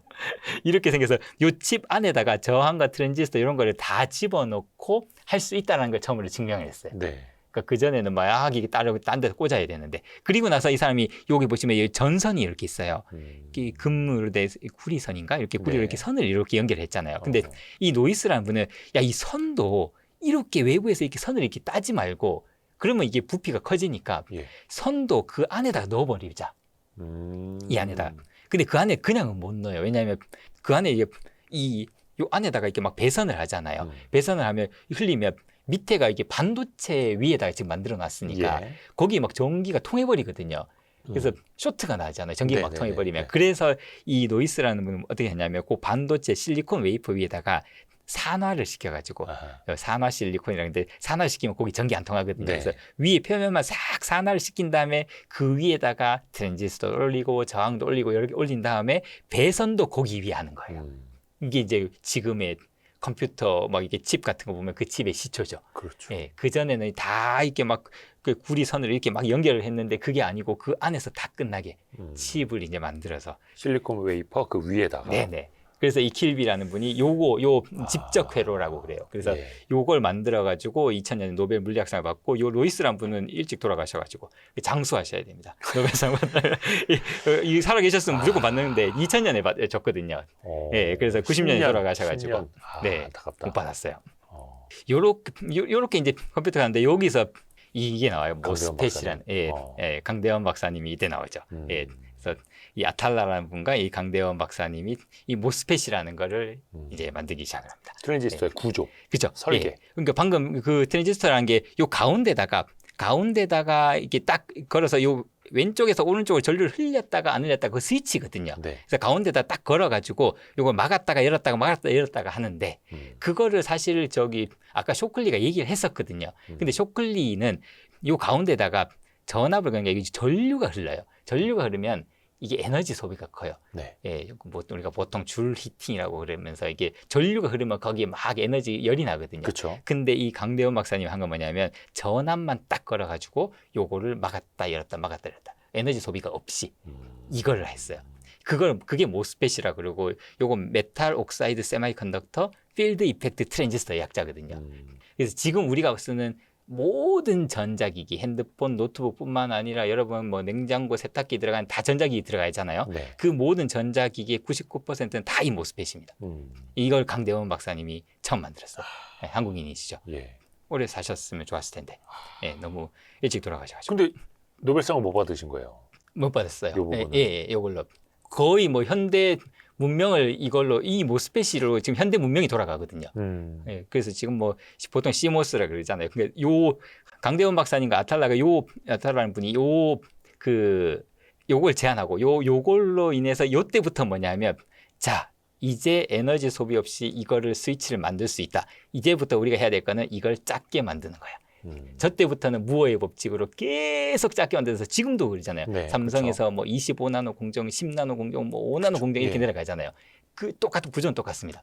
원리는 똑같은데 이 원리로 지금까지 가는 거예요. 그렇죠. 예. 저 구조로. 네, 이 구조로 지금까지 갑니다. 그래서 지금도 이걸로 작동하고 있어요. 근데 노벨상을 사실은 줘도 될 만했는데 이미 지나서 저도 너무 오래 되는데 지나서. 그게 사실 여러 가지 뭐 설이 있어요. 뭐 저도 제가 노벨상을 준 사람이 아니라서 잘 모르겠지만 충분히 줘도 되는데 뭐 일단 일찍 돌아가시기도 했고, 예, 그 92년도에 돌아가셨으니까. 그리고 이게 아주 오리지널한 뭐 발견인가 뭐 그런 얘기도 있었던 것 같고, 왜냐하면 현대 문명을 바꾸긴 했지만 트랜지스터라는 걸 처음에 발견하고 발명한 거는 아니지 않냐 뭐 그런 얘기도 있고. 근데 어쨌든 트랜지스터 응용 구조이기 때문에. 네네네. 그래요. 근데 어쨌든 저도 뭐 전혀 문제 되지 않는. 그쵸, 그쵸. 예, 뭐 노벨상 저도 뭐 이 사람 받을 만해라고 할 만한 분이시죠. 근데 일반인 분들 많이 모르시더라고요. 이 강대원 박사님 진짜 유명하신 분인데. 그렇죠. 네. 그러니까 거의 뭐 현대 문명의 우리가 전자 문명을 거의 그러니까 만드신 지금 다 분. 깨워주신 분인데. 네네. 그러다가 요게 지금까지 말씀드린 거는 뭔가 스위치잖아요. 0, 1, 0, 1 이런 걸로 계산을 하겠다는 예. 거잖아요. 그러면 예. 컴퓨터를 자세히 보시면 CPU에서 계산을 하겠죠. CPU에서 계산을 하는데 이거를 하드디스크에 저장하잖아요. 네. 그러니까 메모리도 있어야 돼요. 음. 그래서 컴퓨터에 메모리를 또 만든 사람들이 있는데요. 이 왕안이라는 분이 하버드대 교수였는데요. 이분이 뭘 만드냐면 자기 코어 메모리라는 걸 만들어요. 이거 보시면 되게 신기해요. 자석으로 메모리를 만드는 거예요. 요게 메모리고 요 확대한 게 오른쪽 요 그림이거든요. 네. 보시면 동그란 게 여기 자석이에요. 자석이라고 하는 거는 N극, S극이 있잖아요. 그걸로 0, 1을 저장하는 거예요. 그래서 여기 어떻게 저장을 하냐면 이렇게 자석을 다 걸어놨죠. 이렇게 다 걸어놓고 어떻게 하냐면 이게 행과 열이 있잖아요. 예. 이 초록색 이렇게 행으로 돼 있고 요 구리선으로 빨간색 열이 있잖아요. 네. 이 행과 열에 전류를 양쪽에 딱 흘려주는 거예요. 아이고, 예. 이 딱 흘려주면 네. 전류를 흘려주면 주변에 자기장이 생기잖아요. 예. 자기장이 딱 생기면 이렇게 흘려주면 요게 45도 방향으로 자기장이 딱 생겨가지고 요 방향을 N극을 요 방향으로 바꿀 수 있는 거예요. 그걸로 메모리 만들었어요. 저게 물리적인 자석으로요. 네, 그냥 자석으로 해요. 자석 그냥 동그랗게 구멍 파가지고. 저 엄청 작긴 작겠죠? 예, 그래서 처음엔 이렇게 처음엔 크게 만들었죠. 크게 만들어가지고 이렇게 해서 자석에다가 N극, S극으로 1, 0을 저장을 해놔요. 그리고 읽을 때는 또 이렇게 전류를 흘려가지고 이렇게 탁 뒤집으면 자석이 탁 바뀌면 전류가 순간적으로 싹 생기거든요. 그걸로 읽어내는 거예요. 근데 뭔가 좀 구동하기에는 좀 어렵지 않았을까요? 되게 무식한 거 같죠. 근데 처음에는 이 자기 코어 메모리로 모든 게 작동했어요. 이 컴퓨터가요. 그러니까 뭐 진공관이랑 트랜지스터 이런 거는 계산을 하는 거고 네네. 메모리를 저장하는 거는 이 자기 코어 메모리였어요. 이게 1966년도에요. 요 자석이 0.33mm. 진짜 자석 하나가? 예, 맞는 거. 보일랑말랑. 네, 이거를 그래서 사람 175cm, 127 이러면 사람 키 정도 되는 냉장고 정도 되겠죠? 냉장고 정도 되는 데다가 요거 1000만 개를 집어넣어요. 그 1000만 비트의 메모리를 만드는 거예요. 한 개당 한 비트. 예. 진짜 대단하죠. 이런 거를 진짜 1000만 개를 만들어서 메모리 1000만 비트를 저장을 하는 거예요. 1000만 비트면 몇 메가? 한 10메가인가? 요게 바이트로 하면 메가바이트 정도 되겠죠. 100만, 네. 8비트가 1바이트니까 대충 100만, 그러니까 1메가바이트. 그 당시에 1메가바이트를 이걸로 만들어요. 냉장고만한 1메가 메모리. 네, 1메가 메모리. 자석이 1000만 개가 이렇게 다 이게 매달려 있는 그걸로 만들어요. 그러다가 저걸 더 작게 만들고 싶잖아요. 0.33 뭐 밀리미터라 그래도 밀리미터 우리 눈에 작지만 그보다 훨씬 작게 만들면 당연히 밀도가 그쵸. 좋아질 테니까. 그래서 이 보베이라는 분이 이거는 그 물질 안에 그냥 자석 안에 자석을 작게 만드는 게 아니라 그냥 자석 안에 이런 뭔가 무늬나 패턴 같은 거를 게 있어요. 이런 거 이제 자기 버블이라고 그러는데요. 그냥 왜 버블이라 그러냐면 물에 기름 띄운 거랑 거의 비슷하거든요. 물에 기름 띄워 놓으면 이렇게 동글동글동글하게 이렇게 생겨요. 그 자석 안에서도 이런 게 생기는데 요걸로 그냥 메모리를 만들자. 자석을 깎지 말고 그냥 자석 안에다가 패턴을 이렇게 해가지고 이렇게 만들자. 그래갖고 1제곱센티미터에 20만 개까지 집어넣어요. 그래서 이렇게 만들죠. 근데 노벨상을 안 줬어요. 그러니까 지금 이거 안 쓰고 있잖아요. 그렇죠? 여기까지 이렇게 갔는데 생소하죠. 네, 노벨상을 누구 줬냐면요. 그 다음에 하드디스크가 나와요. 하드디스크라는 게 이 동그란 판에다가 이 자석이거든요. 자석에 N극, S극 이걸로 0101 이렇게 쓰는 거예요. 여기 오른쪽 그림 보시면 진짜 조그맣게 이렇게 해가지고 N극, S극 이렇게 써요. 위에 이게 탐침이 있고 이 탐침에서 요거를 N극, S극을 쓰고 읽고 하는 거예요. 말 그대로 디스크. 네네. 그래서 저 옛날에 하드디스크 주변에다가 뭐야 이거 자석 갖다 대면 좀 망가지고 그랬잖아요. 그렇죠. 그래서 영화 같은 거 보시면 이제 해커들이 막 작업하다가 경찰이 딱 들이닥친다 그러면 자석으로 센 자석으로 이렇게 쫙 돼버리죠. 그러면 메모리가 지워지거든요. 자석으로 돼 있어서. 지금 하드디스크도 다 자석으로 돼 있습니다. 저거도 뭐 90년대, 2000년대 초반까지만 해도 많이 썼죠. 뭐. 네네네. HDD. 지금도 그 데이터 센터의 그쵸. 거의 70%는 다 하드디스크입니다. 네. 지지직 소리 나면서. 근데 이 하드디스크도 참 놀라운 기술이거든요. 왜냐하면 이 디스크가 이렇게 돌아가고 탐침이 이렇게 올라와 있는데요. 이 디스크가 얼마 빨리 돌아가냐면 그 7200rpm이에요. 초당 120번 돌아가요. 초당 120번. 1초에 120바퀴. 그래서 그 컴퓨터 예전에 부팅하면은 소리 나는 게 그거잖아요. 그 초당 120바퀴 이렇게 돌아가요. 그러면 이게 탐침이 이렇게 있으면 탐침이 닿는 순간 타버려요. 마찰 때문에. 안 닿아요 그러면? 안 닿아요. 닿지 않고 읽고 써야 돼요. 그게 또 기술이고. 그게 기술이에요. 그게 얼마큼 떠 있냐면요. 한 10나노메타 정도 떠 있어요. 근데 안 부딪혀요. 그거를 그 스케일을 그대로 가지고 오면 이 탐침을 비행기라고 하면 보잉 747 비행기가 땅에서 종이 한 장 정도 두께로 쫙 가는데 부딪히지 않는 거랑 똑같은 거예요. 야, 미쳤다. 놀라운 기술이죠. 네, 그래서 예전에 왜 그 하드디스크 드라이브 돌아가고 있는데 컴퓨터 움직이면 고장 난다고 했던 게 그런 거네. 네, 탐침이 이렇게 있으니까 그게 깨지면 망가져요. 그래서 USB는 들고 다녀도 하드디스크는 맞아요. 들고 다니면 안 된다고. 네네네. 하드디스크는 하드디스크 들고 다녀도 떨어뜨리면 이 탐침이 깨지죠. 네. 근데 이게 닿지 않고 어떻게 읽고 쓸까? 그게 핵심이에요. 닿으면 타버리니까 아주 빨리 도는데 닿지 않고 살짝 떠 있는 상태에서 읽고 써야 되거든요. 그래서 쓰는 거는 의외로 쉬워요. 거기다가 코일 이렇게 감아 놓으면 돼요. 코일 이렇게 감으면 전류를 빵 흘리면 자기장이 빵 생겨서 이렇게 막 그 N극 X를 뒤집을 수 있거든요. 근데 문제는 읽는 걸 어떻게 읽느냐는 거예요. 이게 N극인지 S극인지 어떻게 아느냐. 쓰는 것보다 읽는 게 더 어려웠던 거예요, 하드디스크는. 그러니까 그 읽는 거 발견한 사람들이 이 두 명이고요. 그걸로 노벨상 받았어요. 아니 하드디스크는 저 노벨상 주고 반도체 아까 모스펫 구조 강대원 박사님은 네. 노벨상 안 주고. 그러게요. 노벨상이라는 게 약간 온도 있고 그렇잖아요. 하기사 하드디스크는 지금도 많이 쓰이기는 합니다만 이제는 뭐 네네. SSD나 완전 반도체로 거의 대체가 이제 되고 있고. 근데 가격 측면에서 아직 하드디스크를 못 그쵸, 넘습니다. 그쵸. 예. 그래서 아직 그 비싸니까. 데이터 센터 같은 데한 70% 아직 다 하드디스크 겁니다. 그래서 웨스턴 예. 디지털이 여전히 잘 나가고. 예, 가격이 압도적이니까. 음. 예. 심플하잖아요. 그냥 자석을 이렇게 만들면 되니까. 예. 요즘 이런 걸 막 판을 또 여러 개 막 올리거든요. 그래서 용량도 더 많은. 크고. 예.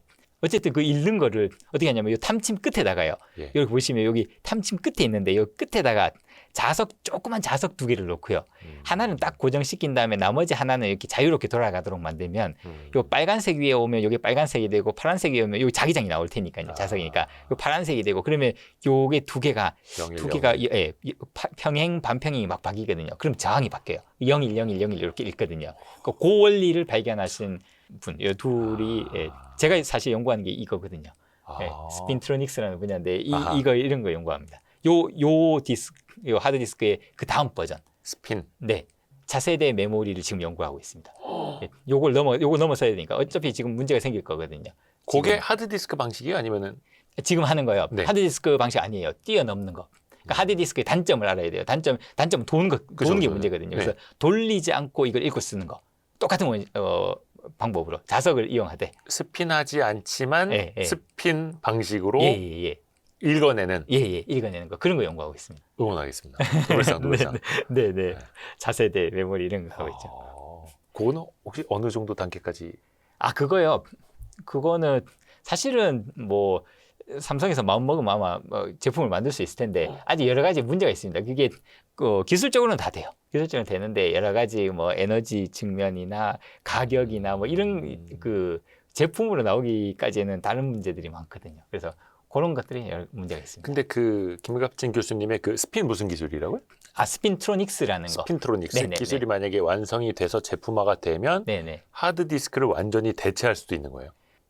뭐 당장 되기는 어렵겠지만, 그러니까 그거를 목표로 20년, 30년 후를 목표로 연구를 하고 있는 거죠. 왜냐하면 지금 AI 나왔잖아요. 이제 데이터 센터 폭발할걸요. 그러면 전력이 어마어마하게 들걸요.